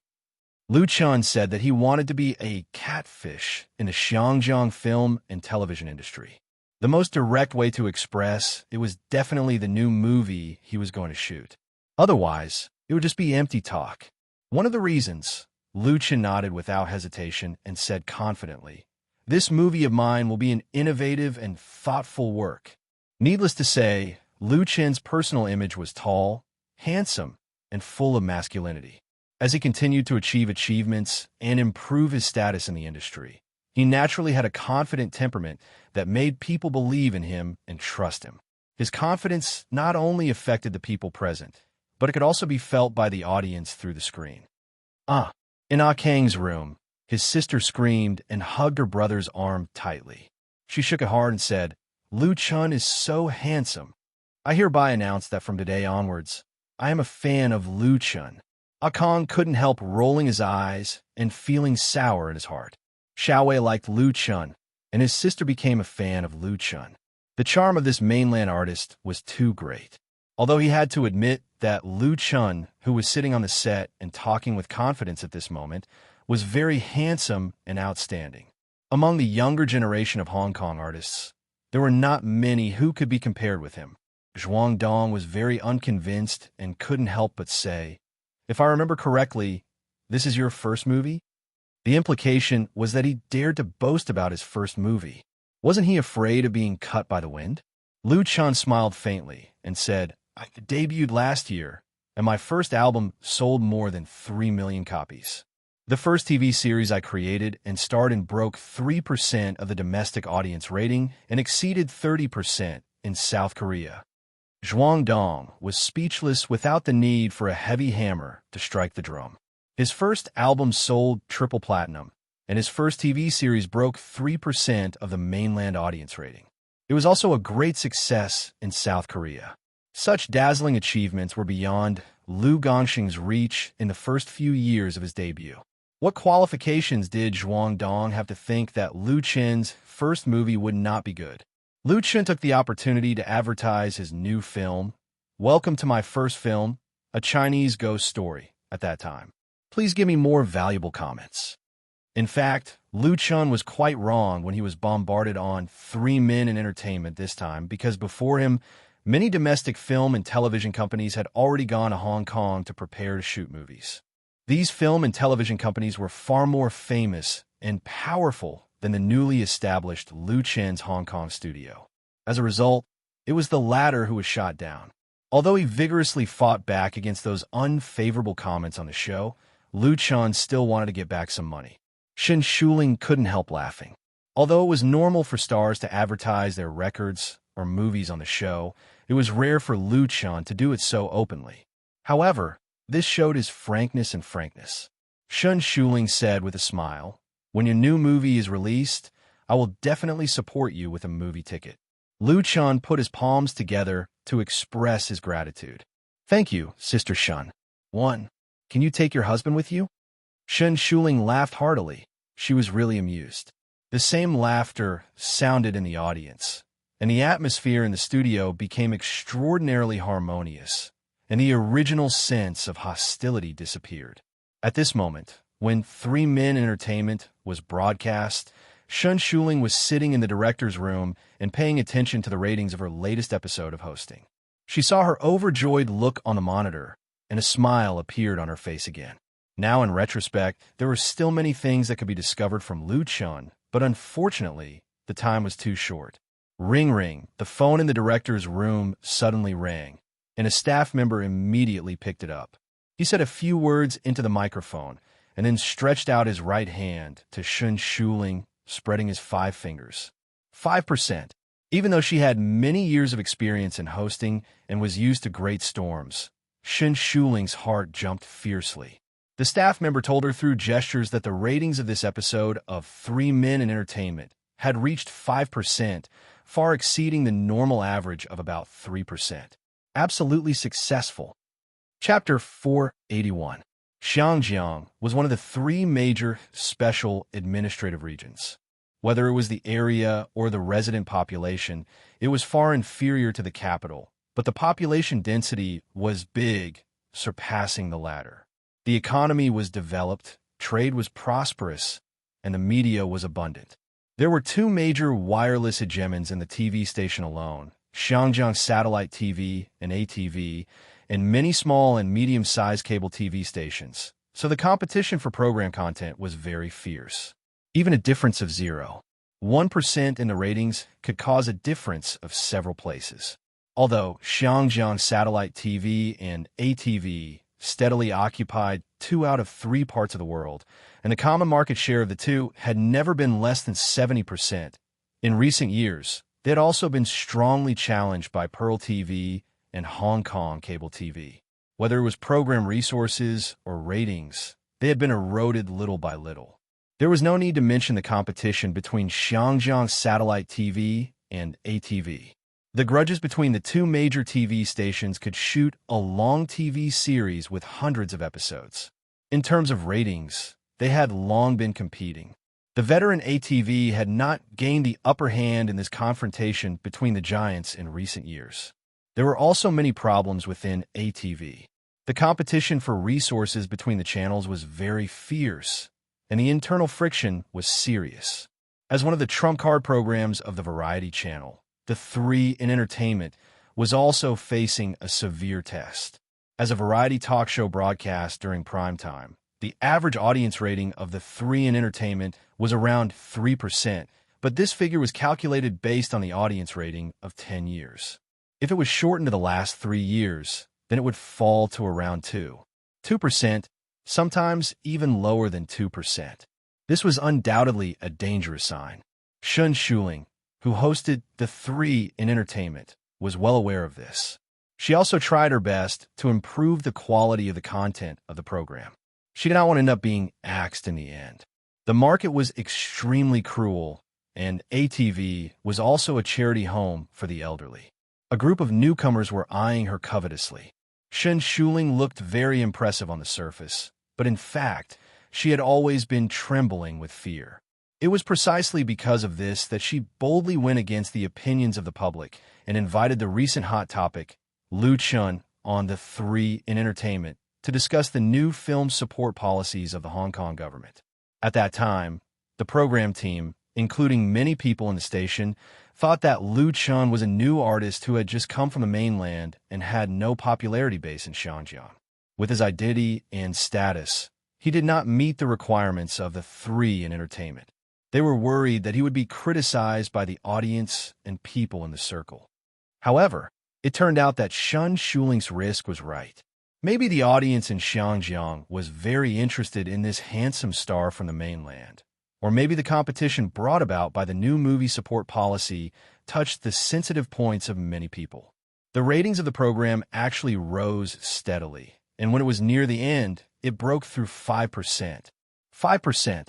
This was quite an amazing result, enough to be comparable to those real big-name programs. The last time Entertainment 3 People Talk reached this rating was the result of inviting the heavenly queen of film, television, and song, Yin and I. Not only did Lu Chun on the 3 in not lower the level of the program, but it had the program of the big stars. The program had also brought the program to its stars. Not only did the program of the three in programs of the program of the program of the program of the show, but also brought it. Instead, it. Shun Shuling believed that his handsomeness, temperament, and style of conversation would inevitably become a hot topic. The host of the ATV program seemed to see a new star rising in the sky of Xiangjiang. The program was still going on, but it was coming to an end.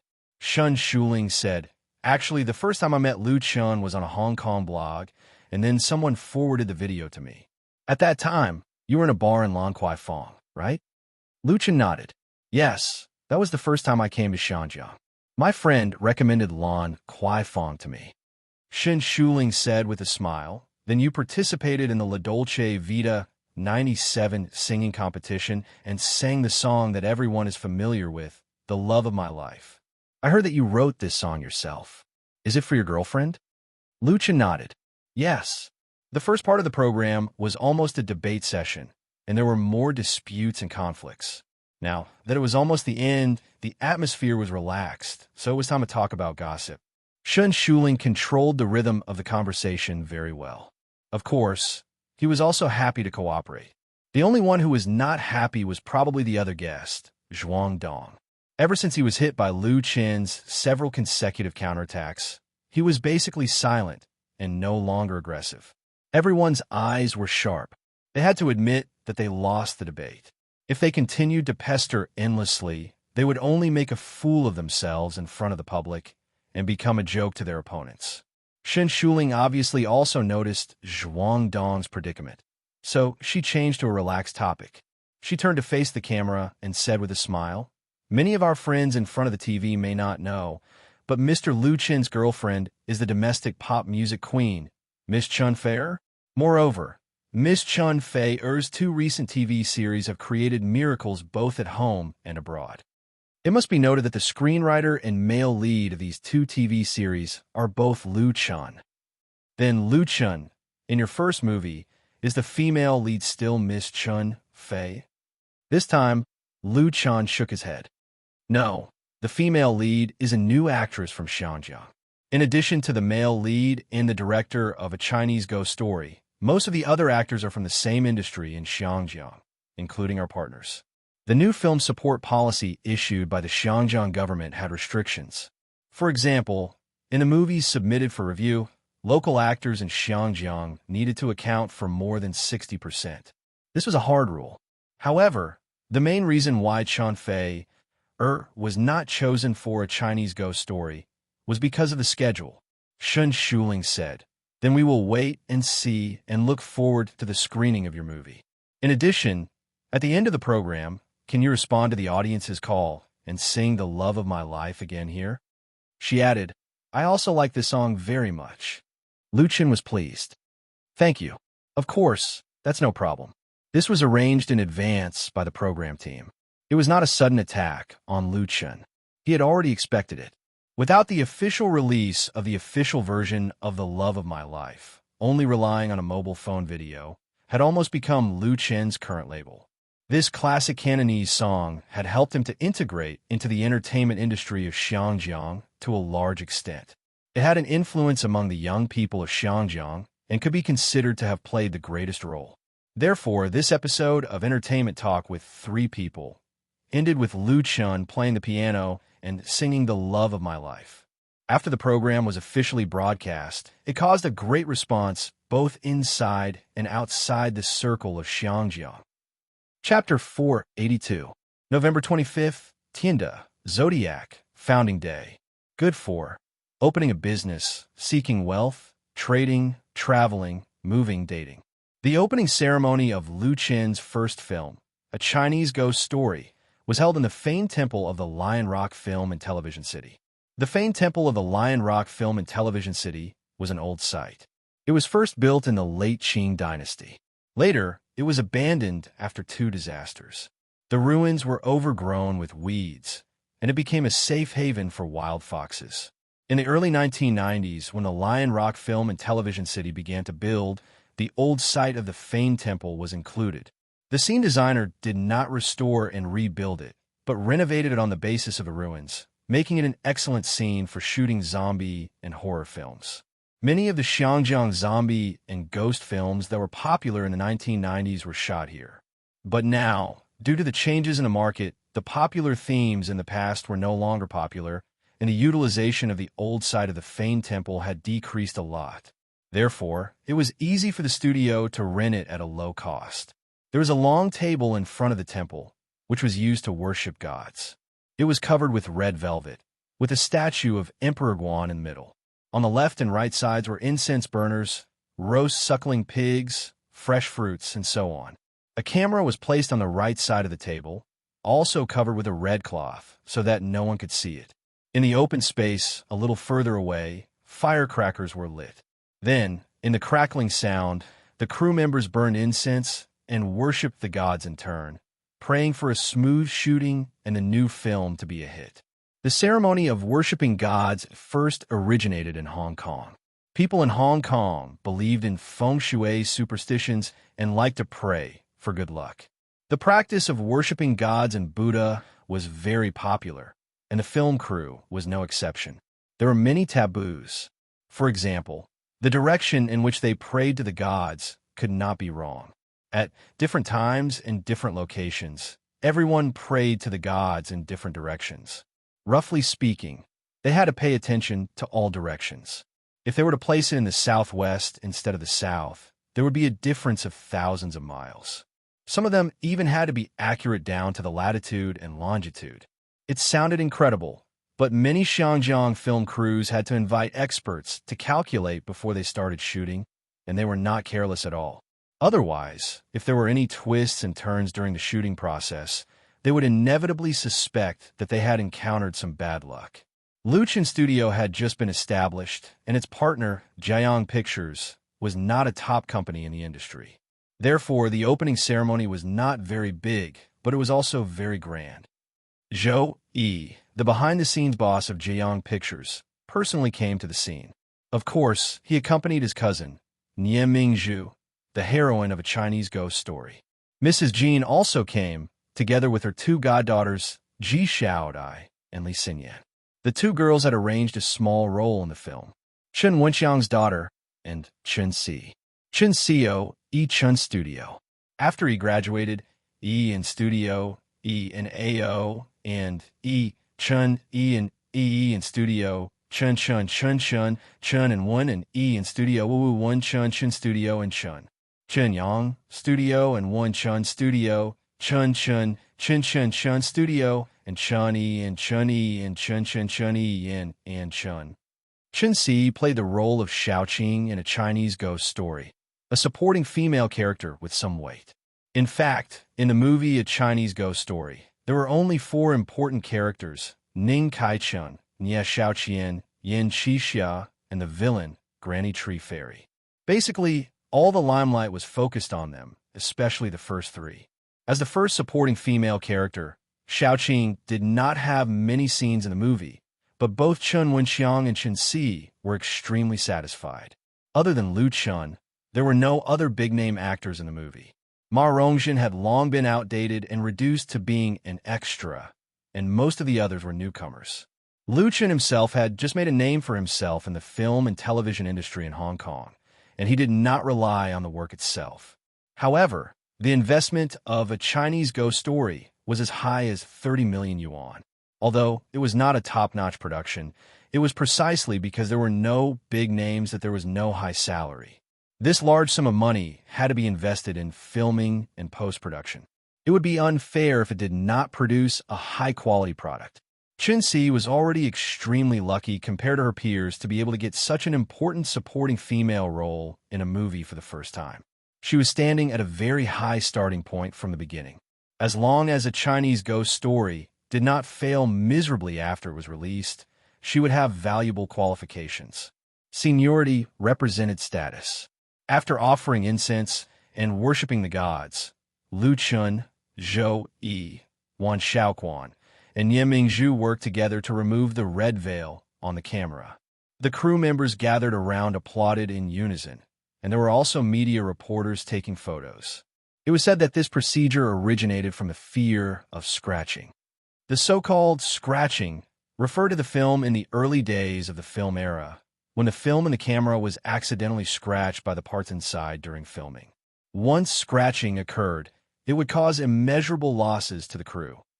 However, machine scratching was unpredictable and difficult to prevent, so the only thing that could be done was to cover the camera with a red cloth to suppress evil. Nowadays, cameras had already been digitized, so there was no possibility of scratching. However, the more precise something was, the greater the problem, so this custom was still retained.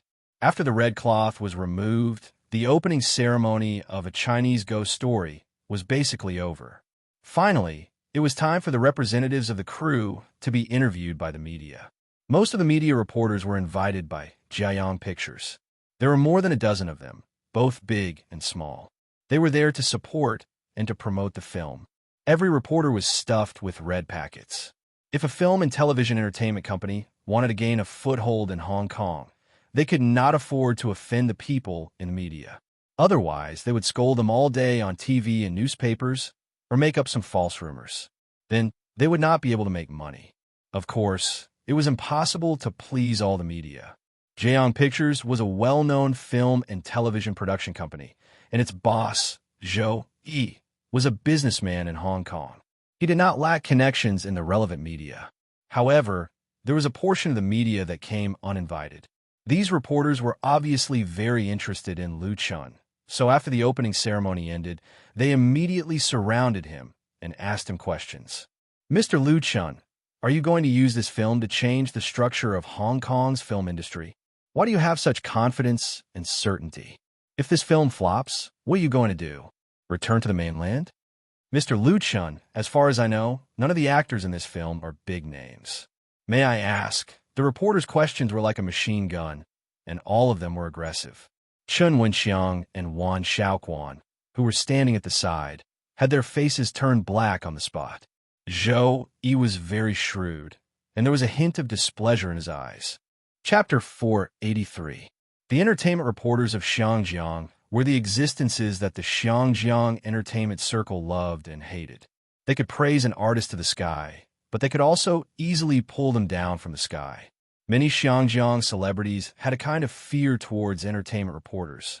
In Xiangjiang, how to properly deal with entertainment reporters was a compulsory course for all new artists.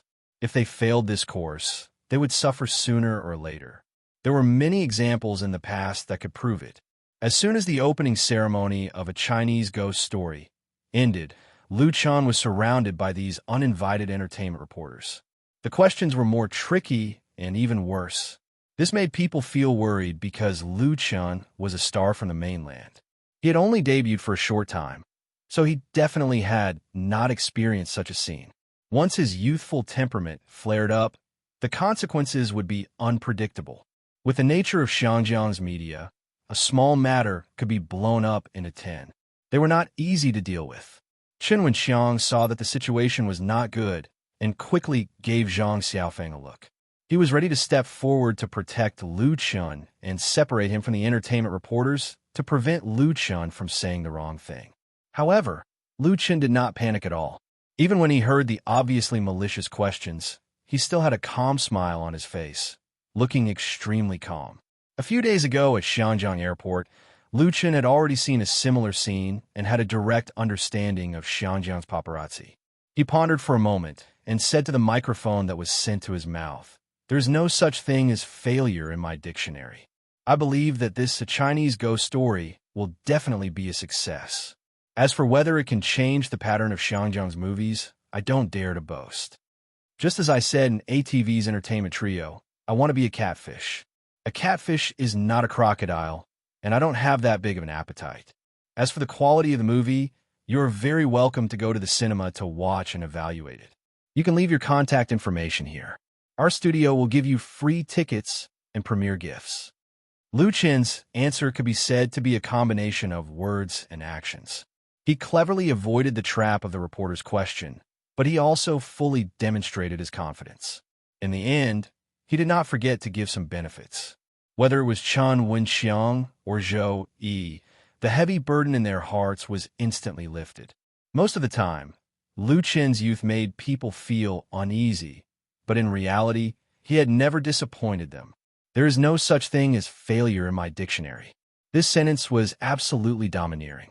When entertainment reporters heard it, their eyes lit up, as if they had grasped something important. One of them eagerly asked, "The investment for a Chinese ghost story is said to be 30 million yuan.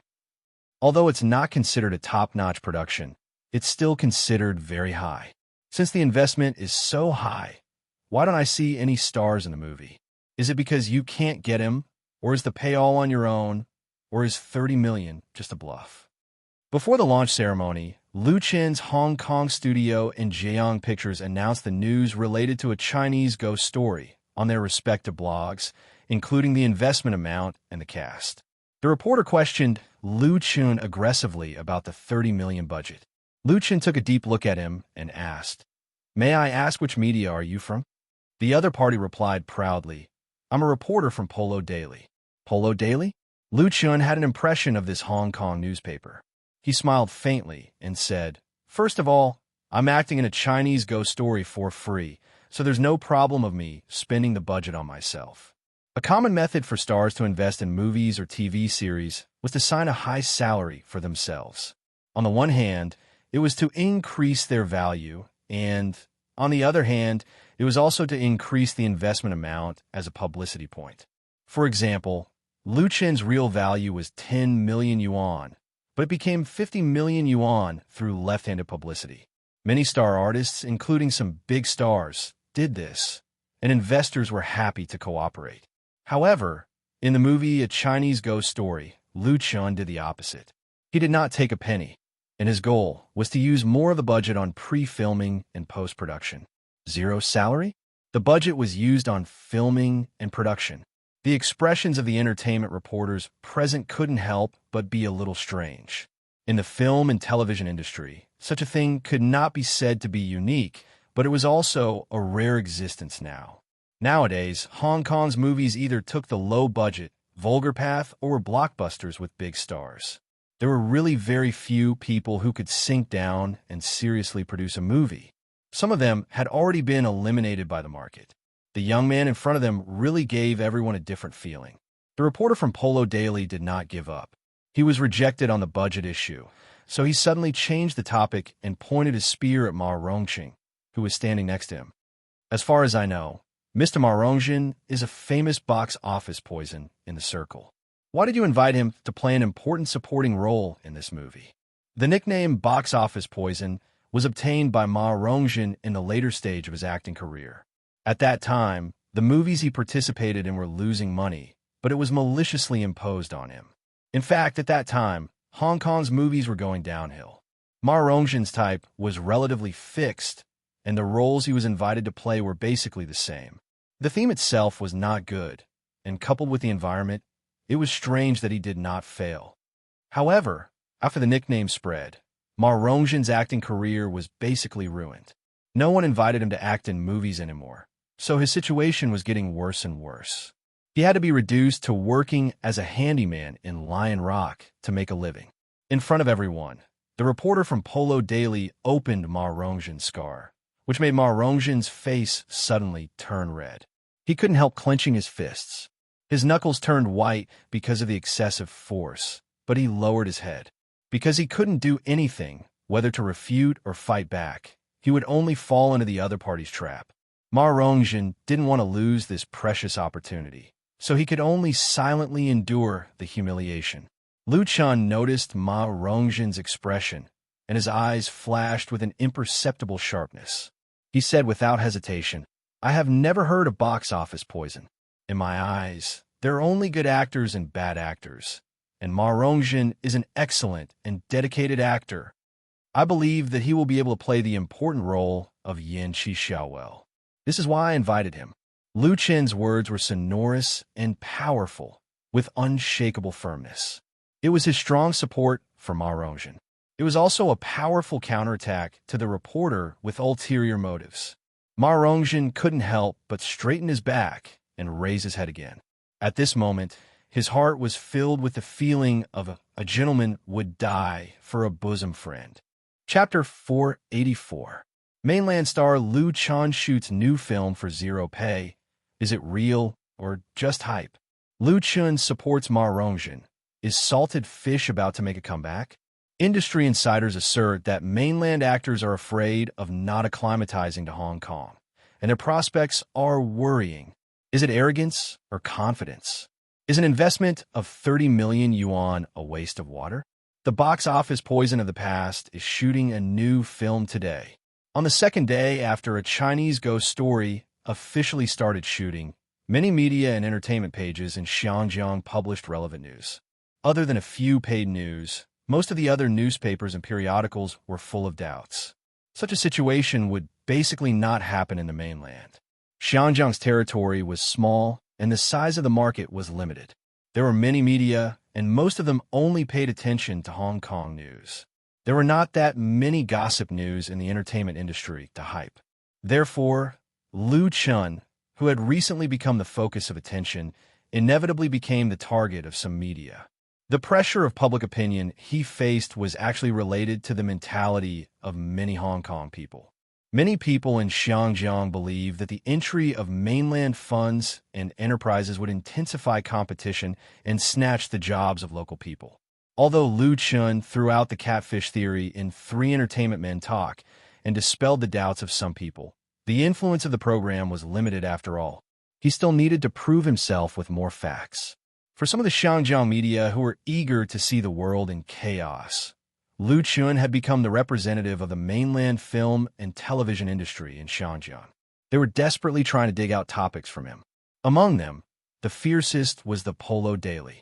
This well-known newspaper in Xinjiang published 3 reports in its entertainment section at the same time, questioning Lu Chun's zero pay, ridiculing the box office poison Ma Rongjin, and asserting that A Chinese Ghost Story would not be successful.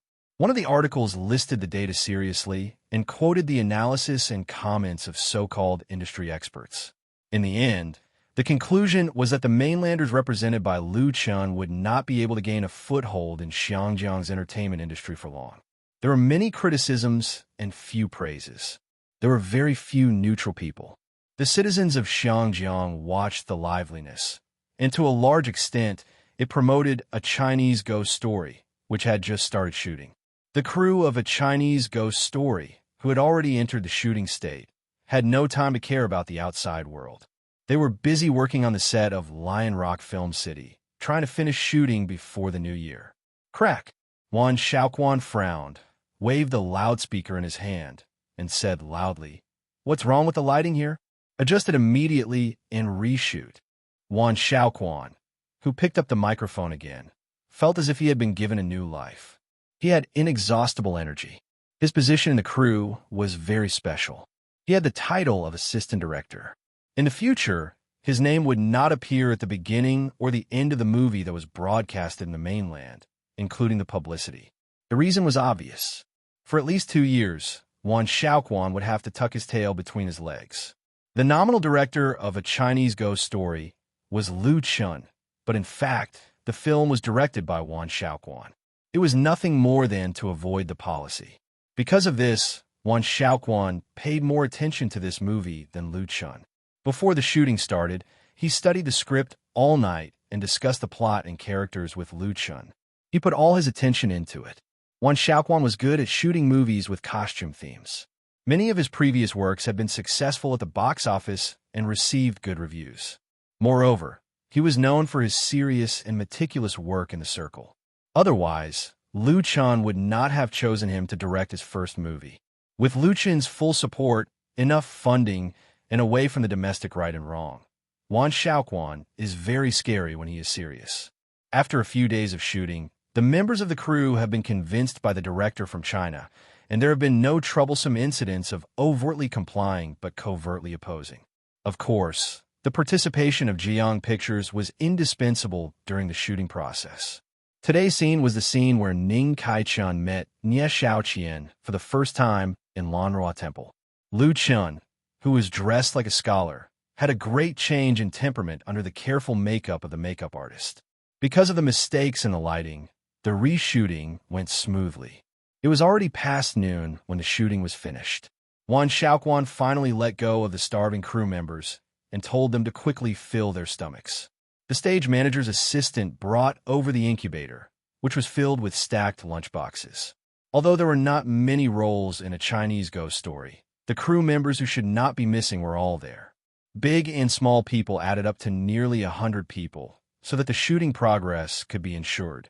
With so many people busy on the set, they certainly could not go to restaurants outside to eat. Otherwise, it would waste a lot of time going back and forth, and it would also affect their working state. Therefore, whether it was in China or in Hong Kong, the crew members basically ate takeout lunchboxes. The staff contacted the restaurant in advance, ordered the quantity and price of the lunchboxes, and delivered them on time. Let's eat. Everyone gathered around and went to take the lunchboxes, then found a place to sit down and eat. Although Lu Chun was an investor, the screenwriter, and a lead actor, he and director Wan Xiaoquan also ate the same lunchboxes. There was no special treatment, and it could be said that they shared the joys and sorrows with everyone. But today's situation was a little special. When Lu Chun opened the lid of the lunchbox, he could not help but frown, because the quality of the lunchbox in his hand was really a little terrible. The rice was yellow, as if it was steamed with old rice. A few pieces of vegetables and cucumbers were wilted, and a few were not fresh. The poached eggs were missing, and the remaining 2 pieces of ribs only had bones and no meat. This lunchbox would probably be considered trash even if it was fed to a dog. What's going on? Today's lunchbox is so bad. Is it even edible? What's going on? It's all rotten. You guys eat? I'll just watch. Damn it. It was not only Lu Chun's lunchbox, but the rest were the same. The crew members all complained. Seeing such a scene, Lu Chun could not sit still. He stood up with a sullen face, waved at the assistant who was still distributing the lunchboxes, and said, "Please come here." The young assistant quickly put down the lunchbox, wiped his hands, ran over and asked, "Young Master Lu, what's the matter?" Lu Chun handed the lunchbox in his hand to him. "What do you think?" The assistant looked at the lunchbox, then looked at Lu Chun and said awkwardly, "Young Master Lu, I don't know." Lu Chun twitched the corner of his mouth and said lightly, "Then invite Old Merchant over." Old Merchant was a staff member of the crew of a Chinese ghost story, a veteran in the circle sent by Jiayong Pictures. Logically speaking, under his management, such a thing should not have happened. There must be something wrong. Chapter 485. Old Merchant soon arrived. He was in his 40s and had a short stature and small eyes. He gave people the impression that he was very smart and eloquent. He was very good at coordinating all aspects. Although they didn't know each other before, Lu Chun was very satisfied with Old Merchant's ability after a few days. A crew member was the person in charge of daily affairs during the filming process. His main task was to take care of the basic necessities of the crew members, such as food, clothing, housing, and transportation. It was tedious but essential. If a crew didn't have a good crew member, there would often be a lot of problems. When Old Merchant saw the completely substandard boxed lunches, his expression suddenly changed. He was shocked and angry. "Child Lu, I'm really sorry. I'll go and find out what happened right away." Lu Chun nodded. "Then go and ask them to change the batch, or just order the boxed lunches from another restaurant." Although he didn't reprimand Old Merchant was obviously very stressed. He left in a hurry. Naturally, no one ate the boxed lunches. Everyone put the lunches back into the incubator. The atmosphere on the set was a bit strange. Many people sat together and whispered. Wan Xiaoquan said helplessly, "So, they don't want to do business anymore?" Chun Wenxiang said in a low voice, "I'm afraid it's not that simple." Lu Chun was shocked and asked, "Uncle Chong?" Chun Wenxiang hesitated and said, "The boxed lunches in the Lion Rock studio are occupied by 2 clubs. No one else can intervene. I don't know which restaurant our crew booked, but there's probably something wrong with them. Otherwise, no restaurant would do something like this." Clubs? Lu Chun was stunned. He didn't expect that a small matter like eating boxed lunches would involve Hong Kong's clubs. The clubs Chun Wenxiang mentioned were definitely not regular and good mutual benefit organizations, but gangs. In layman's terms, they were Hong Kong's underworld gangs. The gangs in Hong Kong were once very popular in the 1970s and 1980s. At that time, the activities of Shenghe, Sinan, Hongtang and other triad organizations were rampant. There were hundreds of thousands of gang members, and their forces were spread all over Hong Kong, Macau, Treasure Island, and several countries in Southeast Asia. They even established branches in the Chinese areas of Europe and the United States. These big gangs and societies operated drug trafficking, smuggling, prostitution, piracy, gambling, and so on. The small societies under them collected protection fees and dominated the market, causing the public order of Xinjiang to be very bad.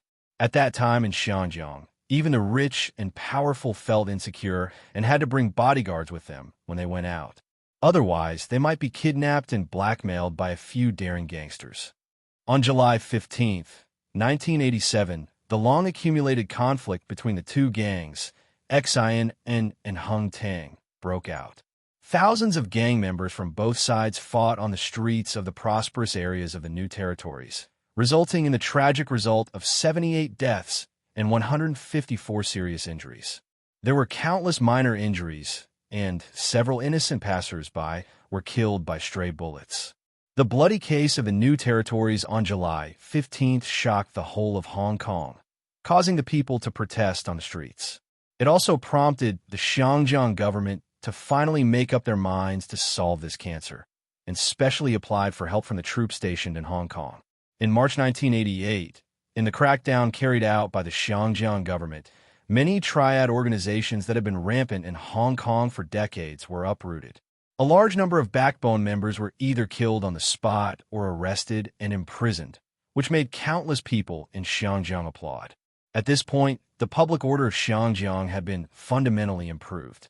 However, the triad organizations that had great influence in Xinjiang society did not completely disappear. After the old gangs such as Shanghai, Sinan, and Hongtang collapsed, new gangs emerged again. However, these new gangs no longer brazenly engaged in illegal activities. They registered companies to engage in legal operations and secretly did some business.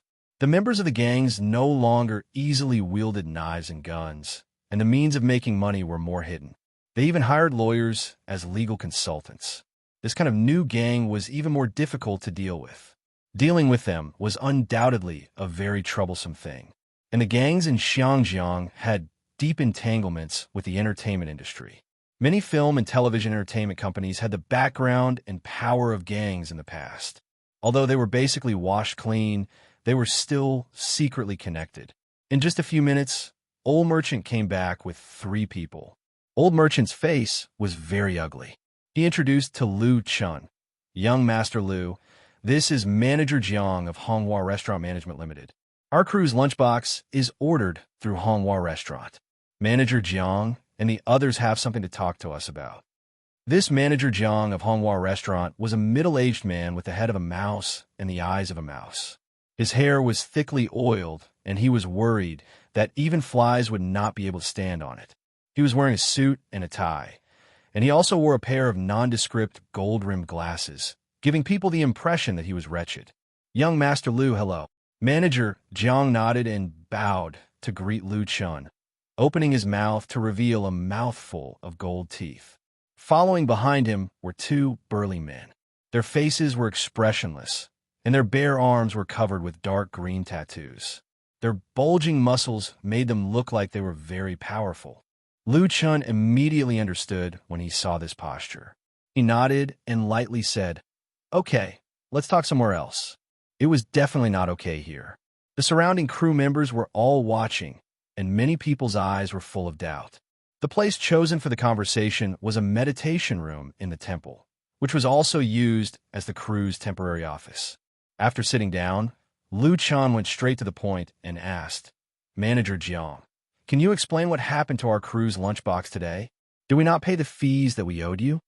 Manager Jiang said with a smile, "Young Master Lu, your crew's food and beverage fees were paid on time. We are also very sorry that there was a problem with today's lunchbox. I can guarantee that this kind of thing will not happen again." But he suddenly changed the topic and said, "The prices in Xinjiang are very high now. Recently, the prices of vegetables and pork have risen greatly. If we follow the original price, our company will lose money. So what?" Manager Jiang did not say any more and looked at Lu Chun with a smile. Lu Chun calmly continued for him. So you want to raise the price? I'm really sorry. Manager Jiang rubbed his hands, and the smile on his face became even wider. There is nothing we can do about the price increase. Our company's employees also have to eat. Lu Chun interrupted his verbose words. Just say it. How much do you want to raise it? Manager Jiang gave Lu Chun a thumbs up. Young Master Lu is really straightforward, worthy of being a big star from the mainland. In fact, it's not much. In the future, pay 55 yuan for a lunchbox. We guarantee the quality. 55 yuan. If Lu Chun remembered correctly, the original price of the lunchbox was 30 yuan, and now the price was increased to 55 yuan, which was equivalent to nearly doubling. Chapter 486. The crew of A Chinese Ghost Story had nearly 100 members. If the temporary hired extras were added, there would be more than 100 people. Even if 100 people were counted, 2 meals a day would require a total of 200 boxed meals. Originally, 30 yuan per box. The basic cost of meals per day would be 6,000 yuan. Now that it had soared to 55 yuan, that was 11,000 yuan. They had to pay an additional 4,500 yuan. The scenes involved in this movie were basically all in the Lion Rock film and television base.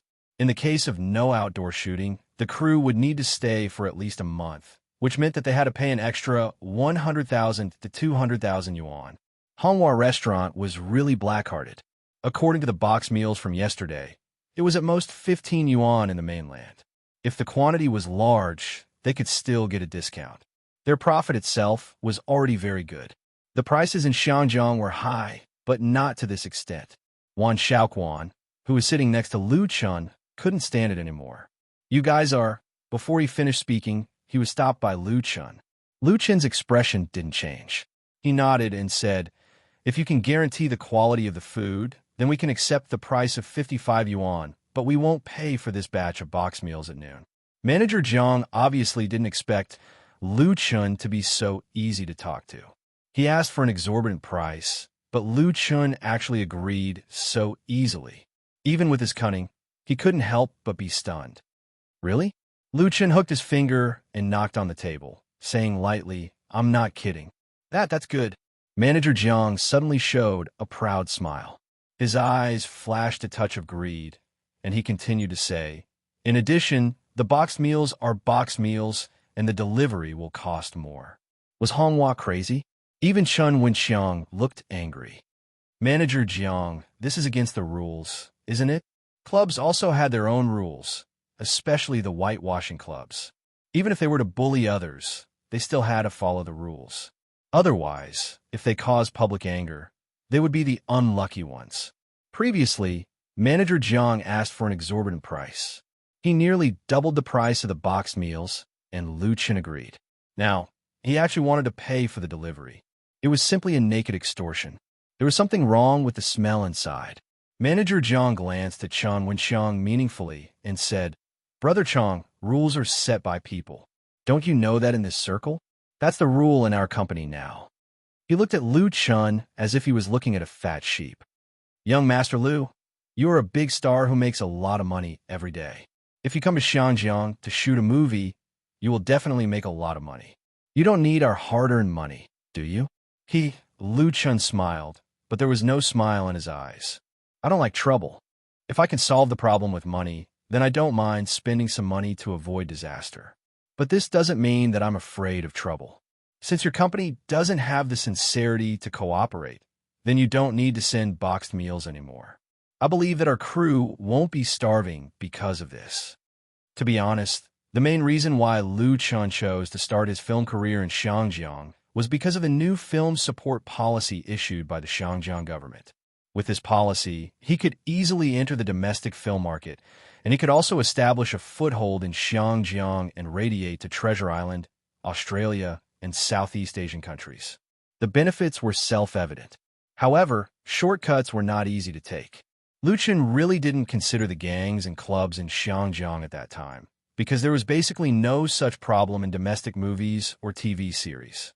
As the saying goes, a strong dragon can't suppress a local snake. Lu Chun was not a strong dragon, so he was willing to spend more money in exchange for peace.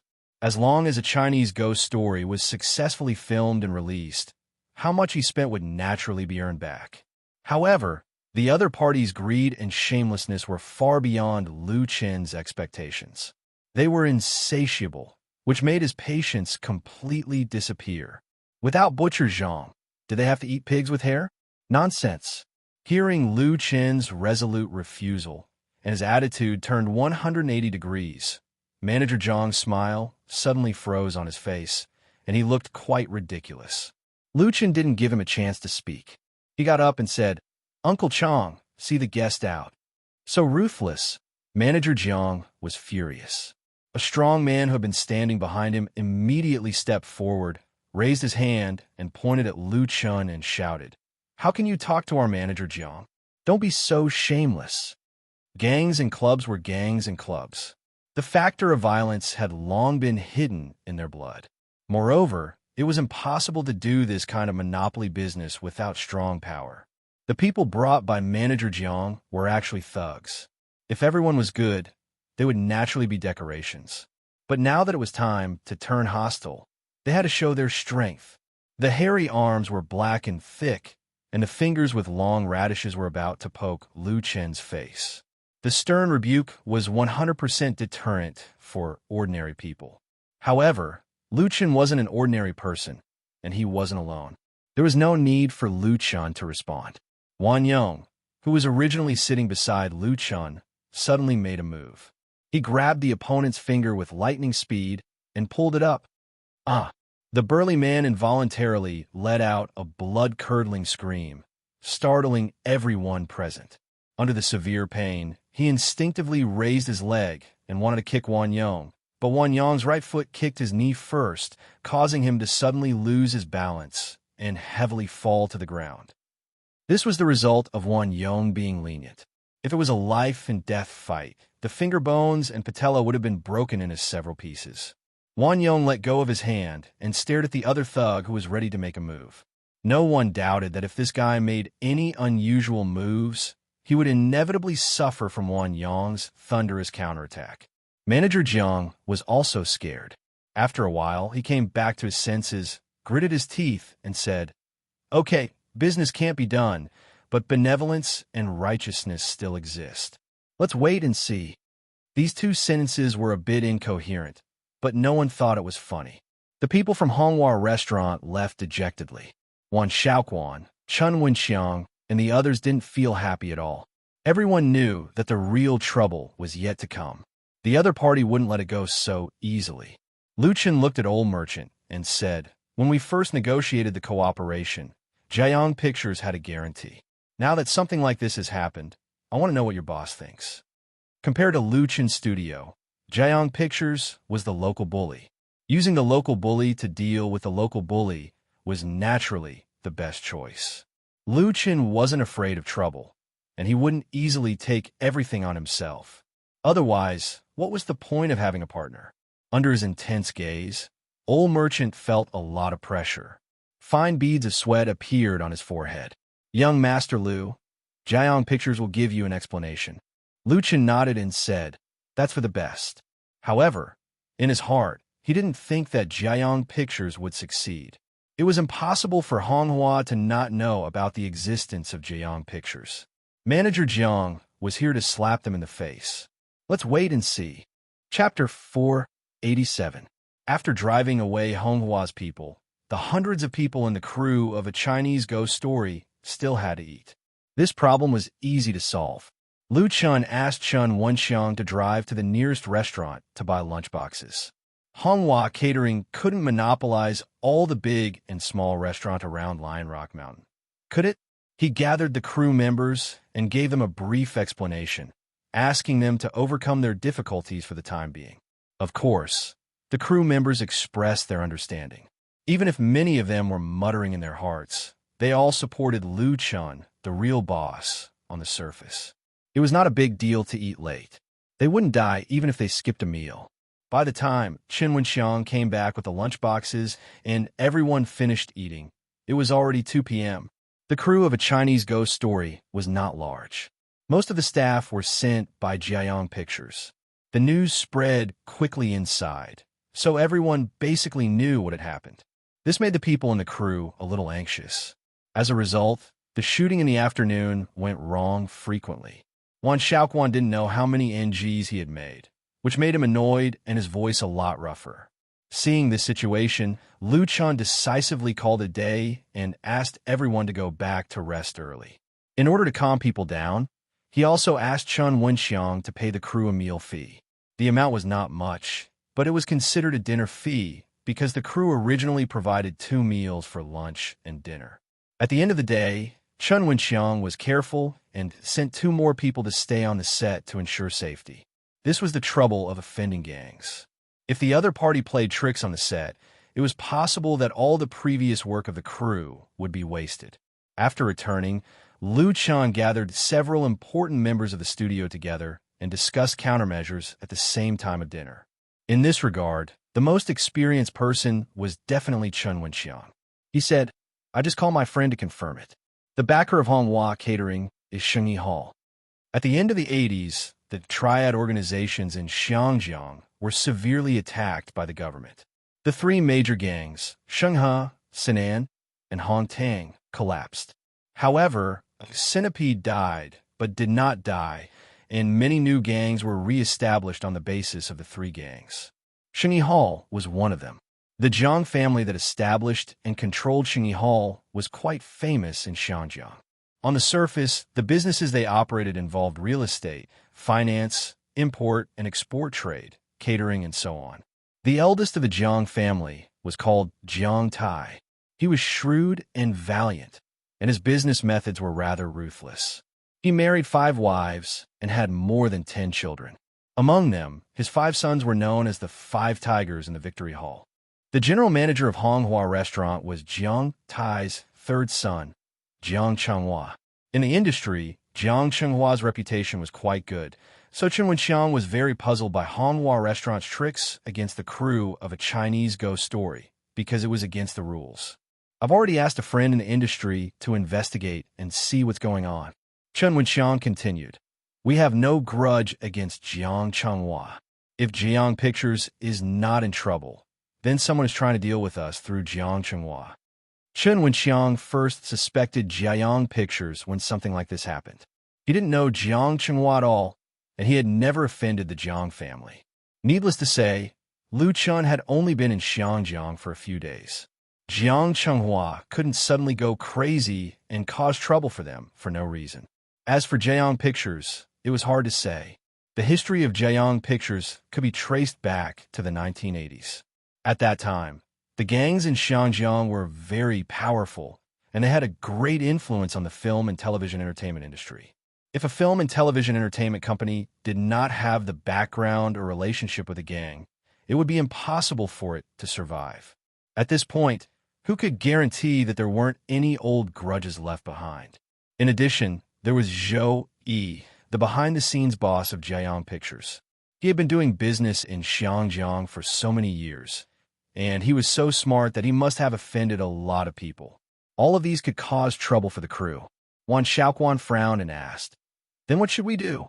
He wouldn't encounter such a thing when he was filming in China.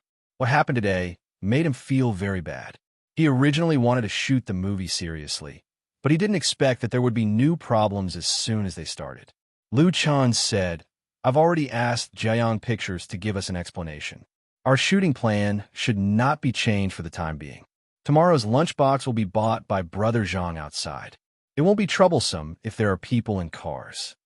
Although that was what he said, everyone knew that things would not be so simple. Honghua hadn't achieved his goal, and it was impossible for him to stop. However, in the current situation, he could only take one step at a time and deal with the situation as it came. Wan Xiaoquan and Chen Wenxiang looked at each other and nodded. Ring, ring, ring. At this time, Lu Chen's cell phone suddenly rang. He took it out and looked at it. "It's Zhou Yi." He pressed the call button, and the slightly feminine voice of the boss of Jiayong Pictures came through the receiver. "Master Lu," Lu Chen replied in a deep voice. "Hello, Boss Zhou. What can I do for you?" Even a clay figurine had some anger. When they first cooperated, Jiang Pictures promised that they would be able to finish filming a Chinese ghost story smoothly. Other than the filming and production, they would be able to take care of everything else. Everyone had seen the result. Thinking of the half a day wasted and the emotional turmoil in the crew, how could Lu Chun not be angry? Through the microphone, Lu Chun seemed to be able to see the bitter smile on Zhou Yi's face at this moment. Young Master Lu, you're treating me like an outsider. I already know what happened today. The problem is very big. Can we talk face to face? Lu Chun thought for a moment and asked, when? Zhou Yi, let's do it now. Is it convenient for you? Lu Chun, sure. Zhou Yi gave him an address. It was not far from where Lu Chun was eating, so he brought Wan Xiaoquan, Chen Wenxiang, and the others to the appointment. The place to meet was called Oaken Clubhouse. This private clubhouse was located in the bustling business district of Shenghuan. It was a place frequented by the upper class of Xiangjiang, and the membership fee was more than 1,000,000 yuan a year. Zhou Yi booked a private room in the clubhouse. He brought an assistant and Ye Mingzhu with him. When they met, Zhou Yi's first words were, Master Lu, I'm really sorry this time. Lu Chun suddenly had a bad feeling in his heart, because from Zhou Yi's tone, it seemed that he was planning to withdraw. Once Jiang Pictures gave up on the collaboration, it meant that Lu Chun would have to rebuild the crew and even choose a new female lead. All his previous efforts would be in vain. Chapter 488. People who knew and understood Zhou Yi thought that he was a real businessman. Businessmen valued profits over friendship. A real businessman often had great courage in the face of rich interests and dared to challenge the rules. Now that trouble had just appeared, Zhou Yi actually wanted to retreat, which really surprised Lu Chun. In this cooperation between the two sides, Lu Chun has given up a large part of the benefits. He is very confident about the box office of a Chinese ghost story. This work, which is regarded as a classic in the dream world, will inevitably shine its due light. The 30 million production cost was very likely to bring several times, or even 10 times the profit. Of course, Zhou Yi definitely did not know the origin of a Chinese ghost story, but it was impossible for him to be ignorant of Lu Chun's influence and appeal in the mainland. Otherwise, he would not have actively promoted the cooperation. So what made him give up? Lu Chun was prepared for the worst in his heart. He said calmly, Mr. Zhou, you're exaggerating. Let's sit down and talk slowly. They all knew each other, so there was no need to introduce each other and greet each other politely. Everyone sat down together. Zhou Yi personally picked up the teapot and poured a cup of hot tea for Lu Chun. He sighed and said, Child Lu, you must be suspecting that Jiang Pictures, or I have a grudge against Shengyi Hall, which is behind Honghua. But I can tell you frankly that I have never offended anyone from the Jiang family. If it's just the boss of Honghua, Jiang Chenghua, I'm not afraid. But his father, Jiang Tai, I don't even have the right to talk to him as an equal. It's not a problem with Jiang Pictures. Lu Chun was stunned. What was going on? Zhou Yi obviously understood what he was thinking and continued. I've already asked someone to find out what's going on with Jiang Chenghua. I believe there should be accurate information in the next 2 days. And according to my guess, the boss of Jiang Pictures hesitated for a moment, but he did not say anything. Lu Chun smiled faintly and said, Mr. Zhou, if you have something to say, just say it. It doesn't matter even if your guess is wrong. Zhou Yi smiled and said, I'm guessing that Honghua wants to take a stake in this movie. I heard that Jiang Changhua recently has plans to set up his own entertainment company and enter the film industry. But in the current situation, it's not easy for him to find a suitable partner. So you chose my movie as your stepping stone? Lu Chun immediately laughed. I'm just a newcomer from the mainland. In his eyes, I'm a fat sheep, right? Zhou Yi's expression was a little awkward, obviously agreeing with Lu Chun's words. This is just my guess. The real situation still depends on the other party. Lu Chun pondered for a moment. He tapped his fingers on the table and asked, If Honghua really wants to invest, and I agree, what are your plans, Boss Zhou? Zhou Yi replied without hesitation, then I'll withdraw. I can't afford to offend the Jiang clan. His answer was very straightforward, directly admitting that he was afraid. Lu Chun understood what he meant. What if I don't agree? Zhou Yi's answer was still straightforward. Jiang Pictures is willing to continue the cooperation, but we can't directly confront the Jiang clan. If Jiang Tai asks, then I can only withdraw. Lu Chun understood. Although Zhou Yi said that he didn't dare to offend the Jiang clan, the premise was that the boss of the Jiang clan, Jiang Tai, was also involved in this matter. Otherwise, Jiang Pictures would not give up the cooperation. But it was not realistic to count on Jiang Pictures to deal with Honghua. Zhou Yi's behavior was typical of a businessman to seek benefits and avoid harm. It was not an exaggeration to say that it was a little shameless, but he was blunt and had the demeanor of a real villain. Everything was laid out on the table for discussion. Lu Chun wasn't angry. He thought for a moment and said, "Then let's leave it at that for now. Boss Zhou, please find out more useful information about Honghua. If it involves any costs, our studio is willing to bear them." "You're too kind, too kind." Zhou Yi waved his hand and said, "Once there's news, I'll inform you immediately." Lu Chun nodded. Things could only be like this for the time being. The shooting had to continue tomorrow. He couldn't just stop farming when he heard Lala Gu's cry. He didn't want to run back to the mainland with his tail between his legs. If he didn't have a brave and fearless heart, even if he had the wealth of a world, how could he climb to the real peak? Before leaving, Nie Mingzhu, who had been silent, poured a cup of tea for Lu Chun.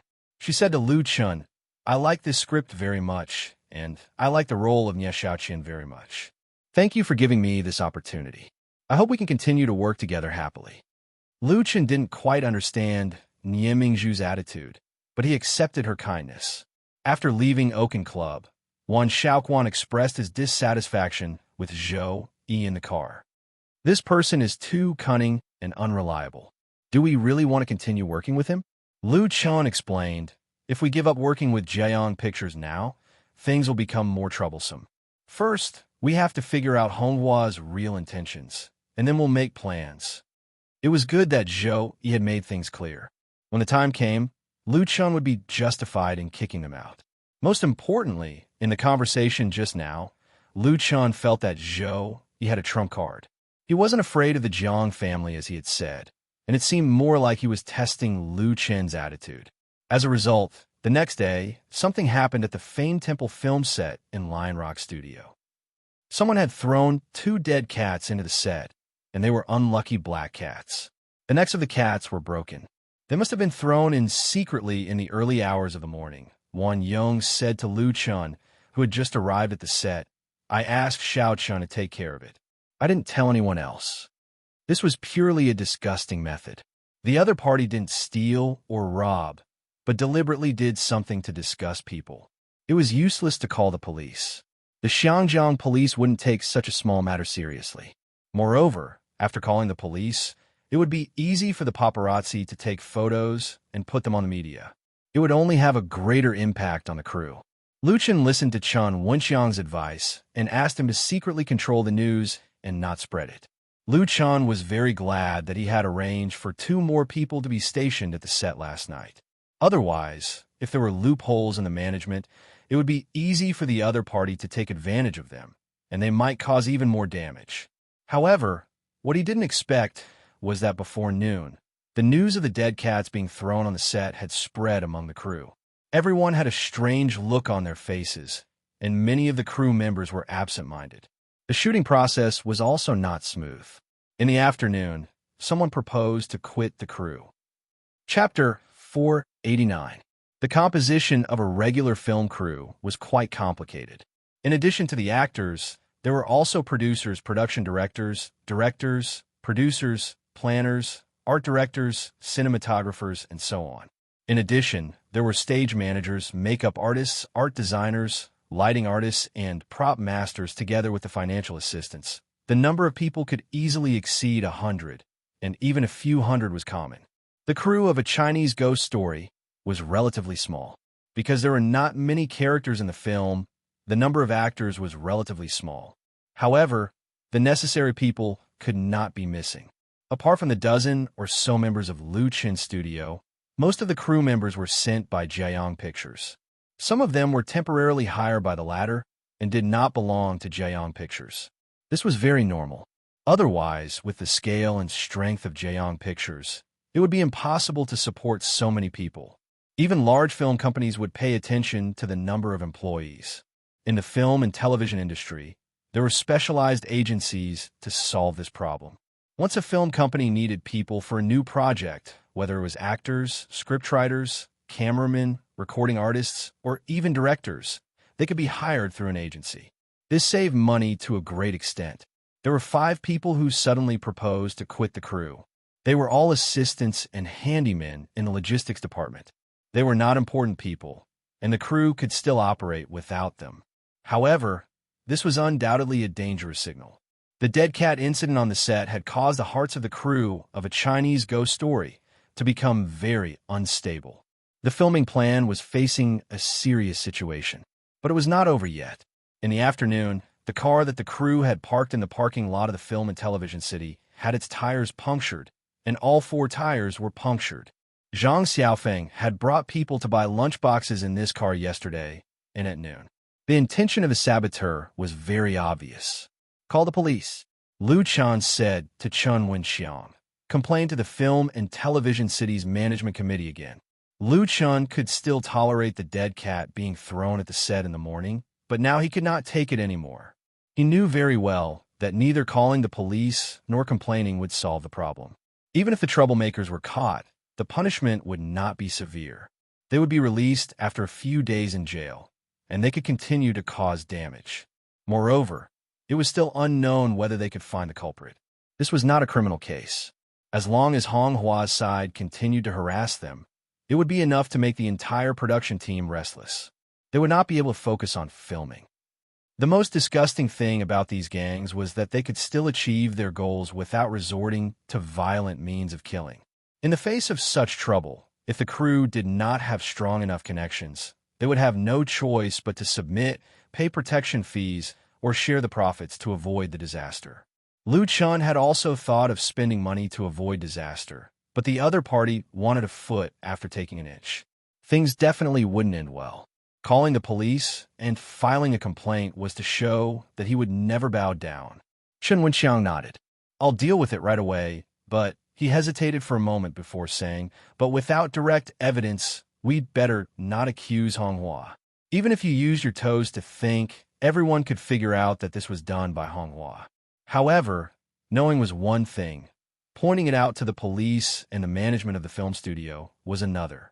Without evidence, the other party would definitely sue them for defamation. Nowadays, these gangs had learned from the lessons of their predecessors. When they started companies, factories, and industries, they would hire lawyers to act as amulets. They were very good at using legal means to achieve their goals. Honghua might even be waiting for the crew to file a complaint against them. Chen Wenxiang's explanation was an eye-opener for Lu Chun. He didn't know that the underworld nowadays could be played like this. However, at this point, he couldn't back down. Chen Wenxiang had just taken out his phone to call the police when his phone suddenly rang. He picked up the phone and said a few words. His expression suddenly changed. The other party hung up very quickly. What's wrong? Lu Chen keenly sensed that something was wrong. He immediately asked, Did something happen again? Chen Wenxiang nodded with a bitter smile and replied, Lu Jiaohui is not acting anymore. He quit the crew. Lu Jiaohui was the actor who played the role of Grandma Tree Spirit. He was a local of Xiangjiang and had played countless roles in the past few decades. He was quite famous for playing villains. Lu Chen had seen him many times when he watched Xiangjiang movies. The cast of a Chinese ghost story could be said to be weak. Lu Jiaohui was also considered a small star. Since Lu Jiaohui didn't have any scenes in the past 2 days, he wasn't on the set. However, it was obvious that he knew what had happened here. That was why he took the initiative to quit. This kind of veteran actor was usually very trustworthy. If his reputation was ruined in this industry, then no crew would be willing to hire him. It was equivalent to destroying his own rice bowl. If it wasn't for the great pressure, Lu Jiaohui definitely wouldn't break the contract like this. Mother Kerr. The more Chen Wenxiang thought about it, the angrier he got. He couldn't help but curse. This original actor was really a grandma. Lu Chan was almost amused by Chen Wenxiang's curse. Wasn't Lu Jiaohui hired by Jiayong? This role was fought over by Jiayong Pictures during the negotiation. Now that Liu Jiahui broke the contract, it was also a slap in the face to Jiayong Pictures. How could Jiayong remain indifferent? Chen Wenxiang smiled bitterly. It was Jiayong's people who informed me. Then there was no turning back. Lu Chen also had the urge to curse. He suppressed the anger in his heart and said in a deep voice, "Uncle Chang, don't call the police. Please ask Uncle Ma to come over." Chen Wenxiang was stunned. He immediately understood what Lu Chen meant. Liu Jiahui ran away. If the other more important supporting actor, Ma Rongjin, also ran away, then the crew would be paralyzed. It would be a complete mess. Compared to Liu Jiahui, who was doing well in the industry, Ma Rongjin, who had always been a flop, was probably even weaker. Therefore, at this time, Liu Chan couldn't panic. He had to find a way to stabilize the crew's morale. The first step was to ensure that an important role like Ma Rongjin wouldn't go wrong. Ma Rongjin soon arrived. Ma Rongjin was also a supporting actor, and he also didn't have any scenes to shoot. Ma Rongjin was different from Liu Jiahui, who disappeared after the opening ceremony. He had been with the crew the whole time and even helped with some chores. Maybe because he had lost it before, Ma Rongjin knew how to cherish this opportunity. He didn't brag, but used his actions to show his efforts. "Young Master Liu, you wanted to see me?" Lu Chen asked directly. "Uncle Ma, did anyone ask you to leave the crew?" Chapter 490. Although Ma Rongjin was in dire straits now, he had been in the entertainment circle for many years and was experienced. Therefore, he understood what was going on when he heard Lu Chen's words. "No," he replied firmly. "Even if there is, I will never leave the cast unless young Master Liu asks me to." Lu Chen and Chen Wenxiang looked at each other and saw a trace of relief in each other's eyes. If Ma Rongjin also ran away, it would be really troublesome. Lu Chen was relieved and said with a smile, "That's good. Don't worry, I definitely won't let you go. Let's work hard together and make this movie a good one." The character of this veteran actor was undoubtedly trustworthy. Ma Rongjin asked with concern, "Master Liu, does Liu Jiahui not want to make the movie?" Lu Chen and Chen Wenxiang were both stunned. The latter asked in surprise, "Brother Rongjin, how did you know?" This man, Ma Rongjin's eyes flashed a touch of disdain and said, "He is not only cunning, but also extremely afraid of death. If someone casually threatens him, he will definitely shrink back. There is nothing strange about it." It could be seen that Ma Rongjin despised Liu Jiahui very much. They probably had some grievances in the past. Lu Chen didn't care about their gossip. He cared about Ma Rongjin himself. "Uncle Ma, aren't you afraid that Shengyi Hall is behind Honghua?" Ma Rongjin smiled and said, "What am I afraid of? My life is worthless now. If Shengyi Hall makes trouble for me, then I will risk my life to fight with them. The current Hong Kong is not the Hong Kong of decades ago. The Jiang family can't cover the sky in Hong Kong." Ma Rongjin said frankly, "If Shengyi Hall makes trouble for me in the past, maybe I will shrink back like Liu Jiahui. But now I'm really not afraid of anything. My wife and children have long run away, and I am the only one left at home. If they're not afraid of causing public anger, then they can do whatever they want. If Jiang Changhua dares to ruin my life, I will dare to lie in front of his father's door with my mother. Let's see who will lose face." Lu Chen was a little speechless, but he was finally relieved about Ma Rongjin. "Still, you have to pay attention to your safety. Be careful of their dirty tricks." Ma Rongjin smiled. "Young Master Liu, I don't think they will chase me away. I don't have a good reputation in the industry." Box office poison. Lu Chen suddenly remembered Ma Rongjin's nickname and laughed involuntarily. Ma Rongjin sighed and said, "Actually, when encountering such a situation, the best solution is to find a big shot. Unfortunately, I don't have any face now. I'm sorry that I can't help you." "You can't say that." Lu Chen shook his head and said, "Uncle Ma, you're helping me by insisting on staying in the crew." Although the crew was facing constant troubles, the filming work could not be interrupted because of this, otherwise the loss would be great. Lu Chen did not hold back any of those who chose to quit the cast. Anyone who wanted to leave could leave. Nothing that was forced would not be sweet. As for Liu Jiahui, he was invited by Jiayong Pictures. Naturally, Jiayong Pictures would give an explanation. That night, Zhou Yi, The boss of Jiang Pictures called Lu Chen again. Through a middleman, Hong Hua gave his settlement condition. Buying shares is a must. Zhou, he said over the phone. His voice sounded very tired and weak. As for how much shares, we need to sit down and discuss it. The middleman's bottom line is no less than 35%. Hong Hua will set up a new film company to participate in the shooting and distribution of a new film as the main shareholder.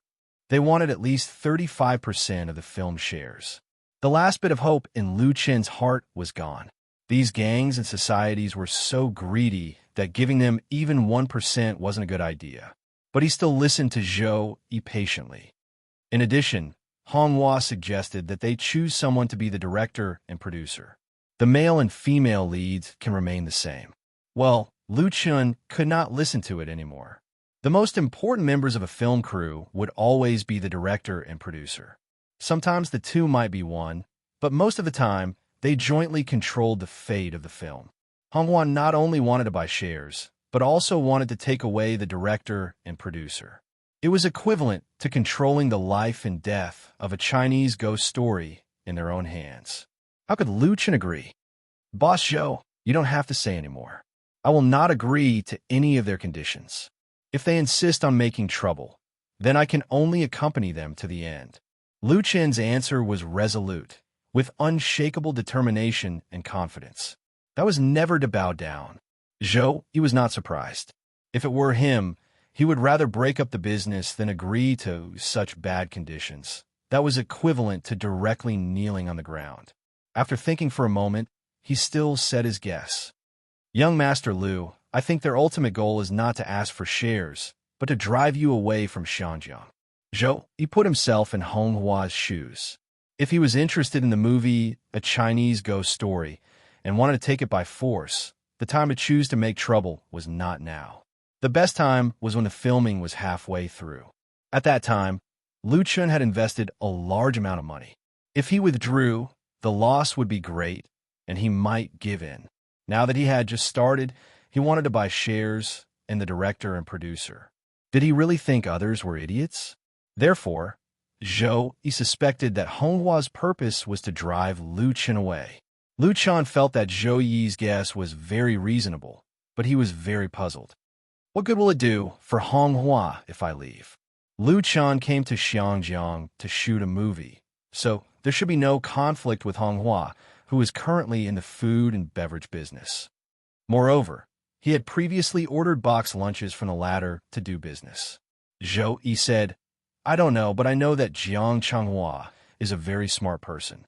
He doesn't do business that loses money, and he won't waste time and energy on things that harm others without benefiting himself. So as to what the truth is, I can only find a way to find out. Be careful here. After ending the call with Zhou Yi, Lu Chen thought for a moment and dialed Wan Yang's cell phone. After so many things had happened, although the crew had already called the police and complained to the management of the film city, the safety of the crew still had to be maintained by themselves. Therefore, he asked Wan Yang to personally stay on the set to look after the equipment at night. After giving a few serious instructions to Wan Yang, Lu Chen went to bed to rest. The next morning, he was woken up from his sleep by the urgent ringing of the phone. Opening his eyes, Lu Chen immediately turned over and grabbed the landline on the bedside table. He put the phone to his ear. Hello. Wan Yang's excited voice came from the phone. Young Master Lu, we caught the two guys who caused trouble. What? Lu Chen was suddenly completely awake. Chapter 491. In the early morning of yesterday, someone threw the dead cat into the Fane Temple set, which made Wan Yang angry. Lu Chen did not blame the people in charge of guarding the set, because the set was so big, and without any monitoring equipment, the people who stayed behind could only guard the important equipment and could not prevent this kind of malicious behavior. But Wan Yang felt ashamed, because the people guarding the set were several members of the Lu family squad, who were also his subordinates. He felt that he was responsible for such a thing happened. Wan Yang was not an ordinary person. He had been in the army for many years, and had already honed an extraordinary skill and also mastered special military skills. But after retiring from the army, there had been no place for him to use them. Now that such a situation had happened, Wan Yong certainly could not tolerate a few people from the gangs, who unscrupulously caused trouble under his eyes, so last night he personally led a team to guard the set. And after discussing with Lu Chun, he also bought a set of simple local monitoring equipment and set it up. Once this former elite in the army became serious, a few petty thieves were completely not enough. They were also caught in the early morning of this day, and they were caught red-handed. Just two little yellow-haired boys. Wan Yong said proudly, I used a little means to deal with them, and they all confessed. They're the henchmen of Honghua, usually responsible for delivering lunch boxes and so on. They sent us 2 dead dogs and a bucket of dog blood, trying to pollute our set. Not only did they throw the dead cat away, but they also sprinkled dog blood. Lu Chan finally saw the shamelessness and filth of this kind of gang. He asked, did they get hurt? Xiangjiang was a place of law, and it was the Anglo-American legal system, so there were a lot of lawyers and trivial matters often had to be solved in court. Wan Yong did not call the police immediately after catching the troublemakers, but first vented his anger. If they really got hurt, then things would be very troublesome.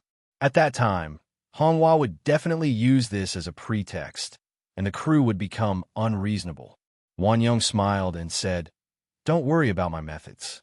Even if I send these 2 guys to the hospital for an MRI scan, they definitely won't be able to detect any injuries.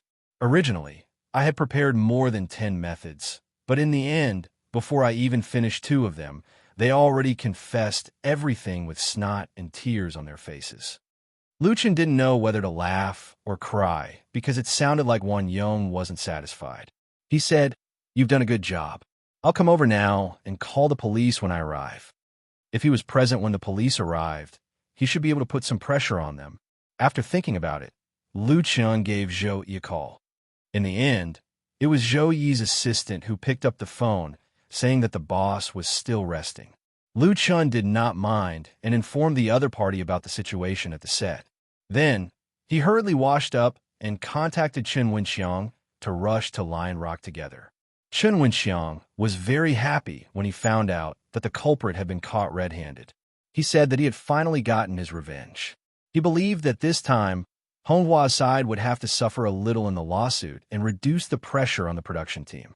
However, to the 2 of them's surprise, Wan Yong made a call halfway through the car. Just a few minutes ago, a group of people wearing Honghua's restaurant uniforms appeared at Fein Temple. They blocked the entrance of the set and clamored for the crew to release the culprit. How arrogant! Lu Chen replied without hesitation. Call the police immediately and guard the set. Don't let them break in. Uncle Chang and I will be there in 10 minutes. Wan Yong said, don't worry, the people here are all good. Unless they use their weapons, I can guarantee that they won't be able to break in even if there are twice as many of them. Then it's all up to you. After ending the call with Wan Yong, Lu Chan said to Chen Wenxiang, Uncle Chang, inform the management of the studio. To be honest, Lu Chan was very dissatisfied with the management of Lion Rock Studio. It was impossible for them to be completely unaware of such a problem that the crew of a Chinese ghost story had encountered, but they pretended to be deaf and dumb. Lu Chan would never believe that there was no internal collusion between Honghua and the management of the studio. It was nothing more than taking advantage of the fact that he was an outsider. But even though he was angry, Lu Chan still had to do what he had to do.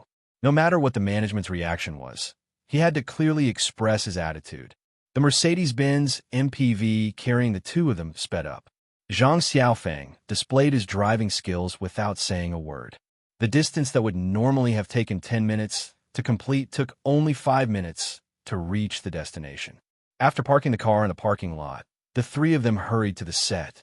From afar, they saw a group of people surrounding the gate of Fein Temple, confronting Wan Yong and several crew members.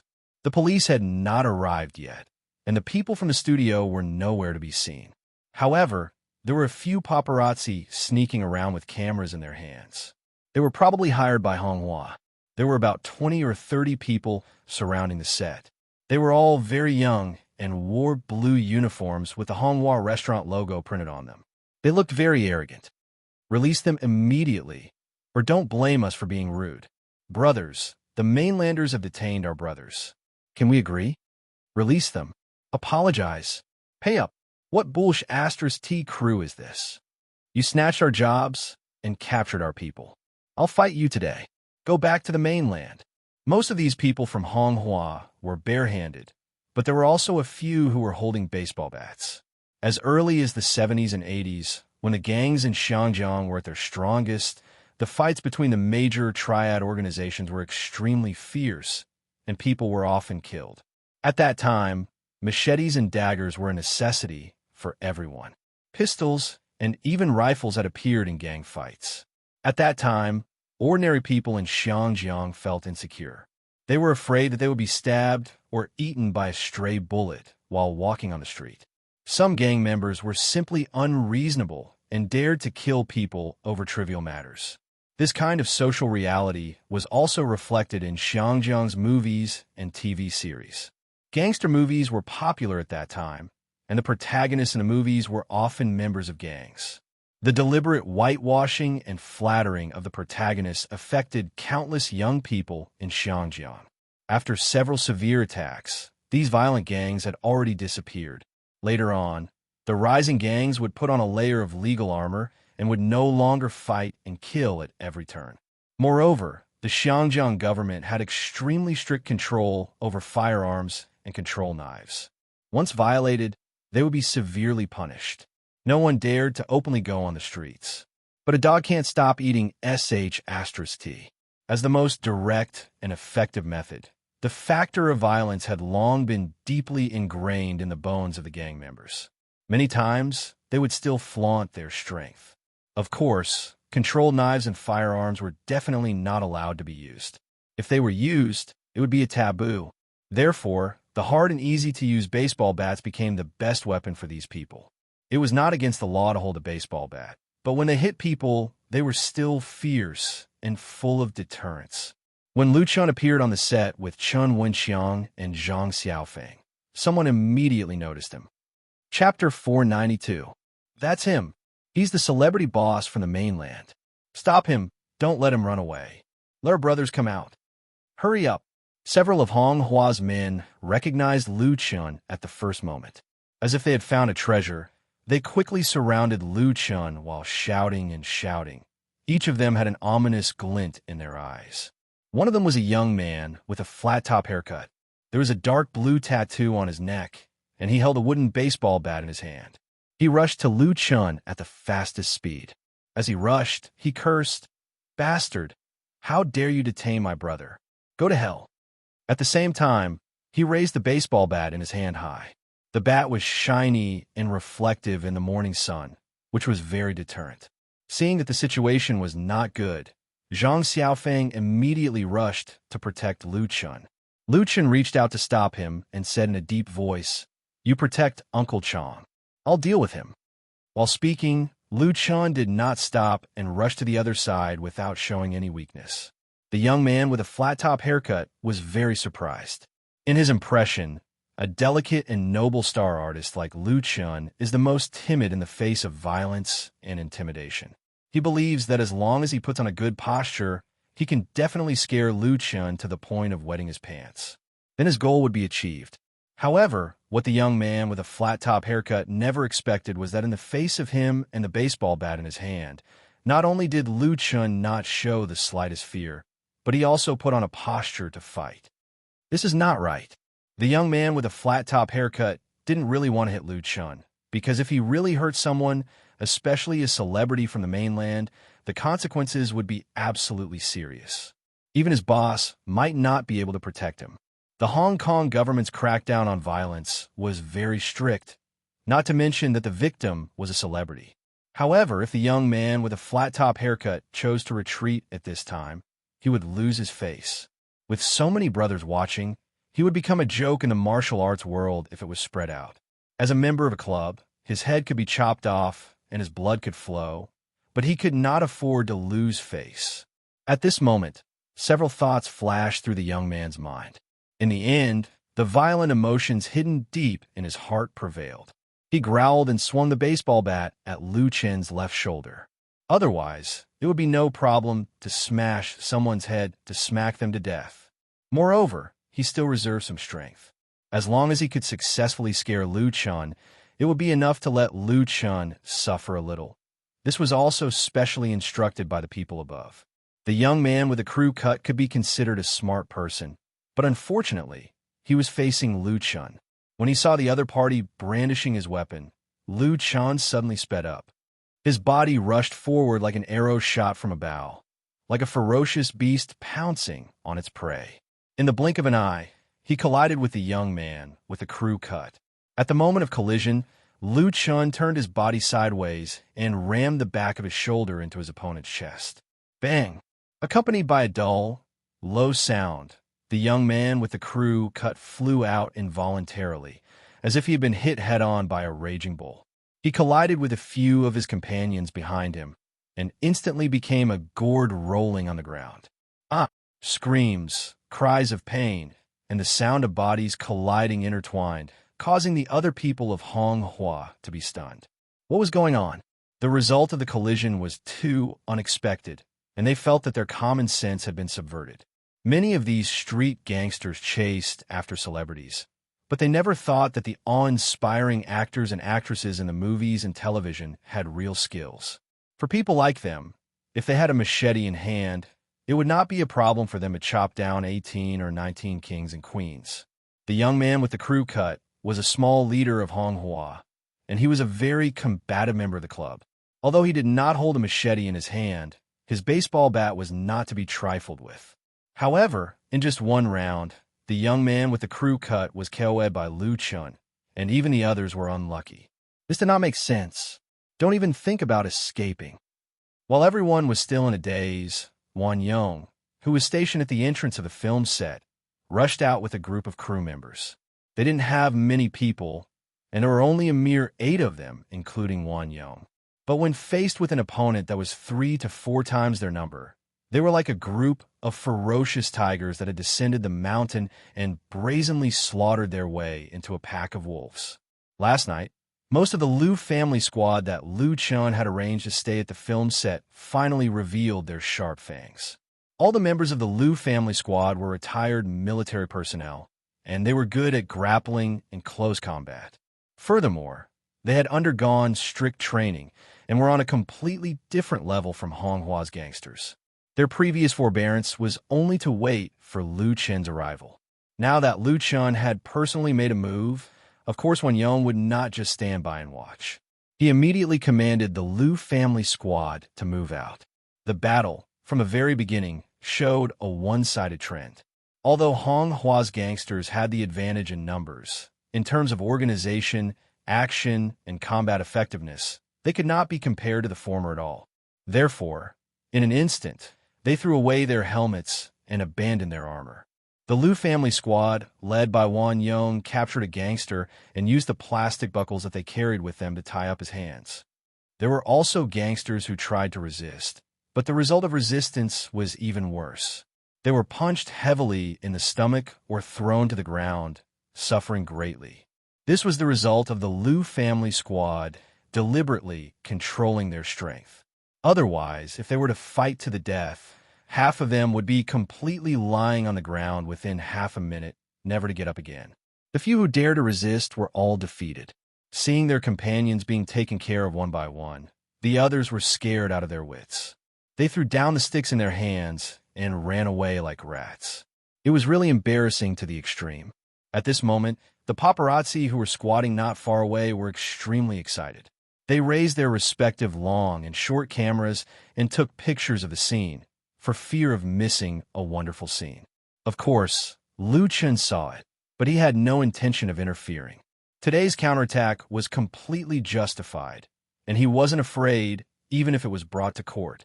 What he needed was a hearty victory like this to establish his prestige and reputation.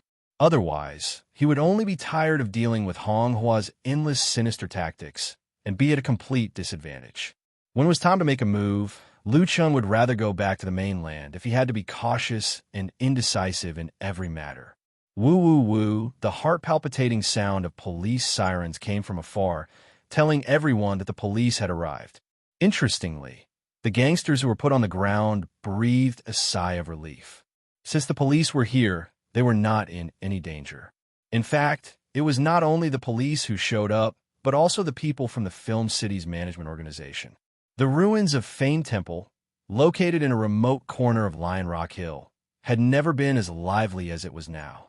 While Chen Wenxiang was negotiating with the police and the management of Film City, Lu Chen made a second call to Zhou Yi. Chapter 493. This time, it was Zhou Yi who answered the phone. He said in a deep voice, "Young Master Lu, I'm on my way. I'll be there in a few minutes at most." Zhou Yi was a very shrewd businessman, and in many cases, shrewdness could also be interpreted as cunning. When it came to dealing with Honghua, Zhou Yi was very cunning and was unwilling to share the pressure for Lu Chen. But now, his attitude was impeccable. As a well-known businessman in Xiangjiang, Zhou Yi's strength and status could not be compared with the top tycoons. He was not an ordinary rich man, and he had a considerable status.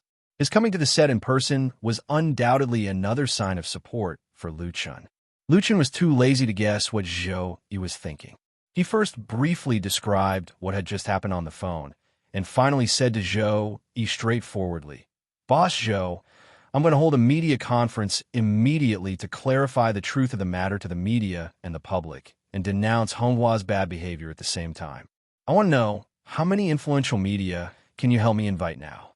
Lu Chen emphasized the word influential. He believed that Zhou Yi understood what he meant.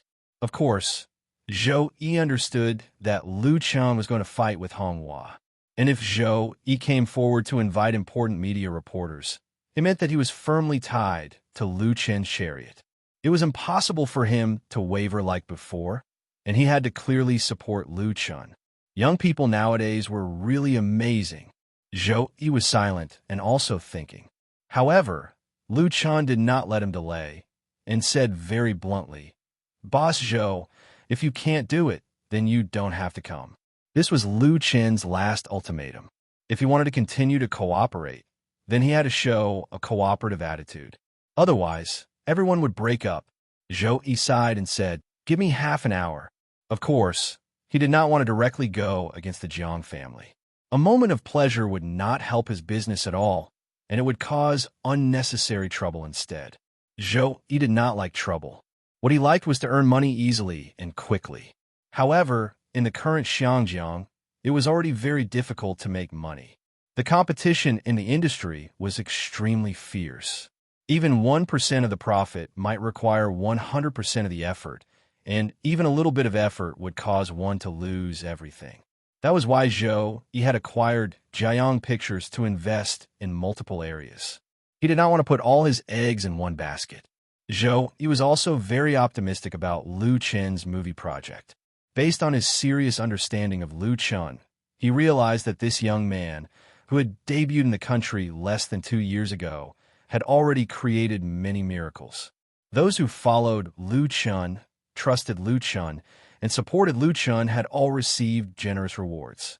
Because of this understanding, when faced with a choice, Zhou Yi placed all his chips on Lu Chen. Of course, he also had a trump card. A smile finally appeared on Lu Chen's face, and his tone became gentle. "An hour is fine. The press conference is scheduled to be held at 9:30. I have prepared the materials here." After making up his mind, Zhou Yi immediately showed the decisiveness that a real businessman should have. Okay, the matter of holding the press conference was officially settled. As soon as Lu Chen ended the call with Zhou Yi, Chen Wenxiang came to him with a policeman. "This is our boss, Mr. Lu Chen." Chen Wenxiang introduced. "This is Sergeant Fong from the Kowloon Tang police station." "Hello, Sergeant Fong." Lu Chen immediately took the initiative to extend his hand to him. "Thank you for your hard work." Sergeant Fong was a tall and thin middle-aged man. He shook hands with Lu Chen and said, "Hello, Mr. Lu Chen. The Lion Rock Film and Television City is within the jurisdiction of our police station. It is our duty to protect the safety of the filming crew. It's a pity that such a thing happened. We will increase the intensity of our patrols in the future." Lu Chen said with a smile, "Thank you." Sergeant Fong nodded. His eyes swept over Wan Yong and the other members of the Lu family squad, and he said casually, "The people in your crew are very good at martial arts." It was more than good. Of course, Sergeant Fong was very clear about the background of the mastermind of the disturbance, Hong Hua. He had even heard rumors that Hong Hua was dealing with a crew from the mainland, so he had been mentally prepared for what would happen today. But what he didn't expect was that Hong Hua, who came to make trouble, actually suffered such a big loss. More than 20 people were subdued on the spot, and they were so fast that he could only clean up the mess when he arrived with his team. This made Sergeant Fong vigilant. In the 70s and 80s, there was a special force in Hong Kong called the Big Circle Gang. Its members were all from the mainland, and their methods were particularly cruel. Later, they were the most severely suppressed. When Sergeant Fong was a child, he had a deep impression of the Big Circle Gang. The powerful members of the Liu family squad made him have some subtle associations. Liu Chan said with a smile, "They are martial arts masters in charge of staying on the set. They are all retired soldiers." Fortunately, they are. Liu Chen's words were meaningful.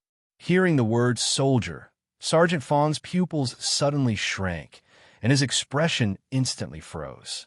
The soldiers of the Republic had a special deterrent power to the people of Hong Kong. After Hong Kong returned to the mainland, there had always been a garrison in Hong Kong. Later, when the Hong Kong government took action to crack down on the evil forces, the garrison participated in it, and their outstanding performance made the whole world look at them. But Sergeant Fong reacted very quickly and immediately said with a smile, "No wonder, no wonder. But we have to bring these troublemakers back to the police station for interrogation. Please believe that the police will definitely deal with them impartially." Imperceptibly, he was a little more polite to Liu Chun. "Thank you, Sergeant Fong." Liu Chun shook hands with him again. "Then I'll leave it to the police to deal with." Because the incident was a little big, the Kowloon Tong police station sent a number of police cars, including a riot police car. There were more than 20 police officers, so when they brought the troublemakers back, it was quite a big scene. Probably because the news had spread, there were more and more reporters around the set. Many paparazzi came out of nowhere and kept taking pictures of the police and the arrested Hong Chinese. Some reporters even went straight to Liu Chun. "Mr. Liu Chun, I'm a reporter from the Kowloon Express. Can you tell me what exactly happened?" Liu Chun stopped Zhang Xiaofeng, who was about to stop the reporters, and said, "Our crew will hold a media conference here at 9:30. All reporters are welcome to come and interview." After saying that, he ignored the reporters who were trying to continue asking questions and turned around to return to the set. "Liu Chun, Mr. Liu Chun." The other reporters who had just surrounded them could only see Liu Chen's back as he left. Chapter 494. At 9:30 a.m. on November 30th, the temporary media conference of the cast of A Chinese Ghost Story was held at the former site of the Fane Temple, which was the movie set. The media conference was held by Liu Chun Studio and Jiayong Pictures. In addition, the Lion Rock Film City Administration also sent a representative to the scene. The media invited to the scene included ATV, Ming Pao, Hong Kong Daily, Polo Daily, Entertainment News, Kowloon Radio Station. Except for a portion of the reporters who had rushed over after receiving the news, most of the others were invited by Zhou Yi using his connections. Otherwise, the major media outlets would not be interested in reporting on the incident itself. Zhou Yi used this opportunity to show off his strength. The layout of the media conference was very simple. There were 2 long tables put together and covered with a cloth as a podium. The chairs that the reporters sat on were temporarily borrowed from the management of the film city, so it looked quite simple. However, there was a projection screen and projector set up behind the podium, which gave people a very different feeling. When it was time, there were about 30 media outlets at the scene, with 40 to 50 reporters and photographers. The atmosphere of the scene was quite good, and it was not chaotic. Liu Chun and Zhou Yi were the first to take their seats, followed by Wan Xiaoquan, Chun Wenxiang, and then the representative of the Film City Administration. Finally, a middle-aged woman with gold-rimmed glasses came out and sat on the outermost seat. After Chun Wenxiang sat down, he turned to ask Liu Chun, "Mr. Liu, shall we begin?" Liu Chun nodded seriously. "Okay." Chun Wenxiang coughed. He sat up straight and said into the microphone, "Welcome, friend from the media, to the media conference of the cast of A Chinese Ghost Story. Today, I have invited everyone here mainly to explain the bad things that have happened to our crew in the past few days. Chen Wenxiang had been in the industry for decades and was a true veteran. Although being a spokesman for the crew was not his job, he still did it well. His train of thought was very clear, and he told the ins and outs of the whole incident in detail. In the end, he said indignantly, "Xiangjiang is a legal society, but who would have thought that our crew would encounter such an encounter?" Honghua's bad behavior not only seriously affected the mood of the crew members, but also caused our shooting plan to be interrupted, causing great losses. So, here, we sincerely ask our friends in the media to uphold justice. As soon as Chen Wenxiang finished speaking, the reporters looked at each other. Many of the reporters present were not very clear about what had happened when they were sent over. They only knew that the crew of a Chinese ghost story had a conflict with someone. Only now did they have a basic understanding.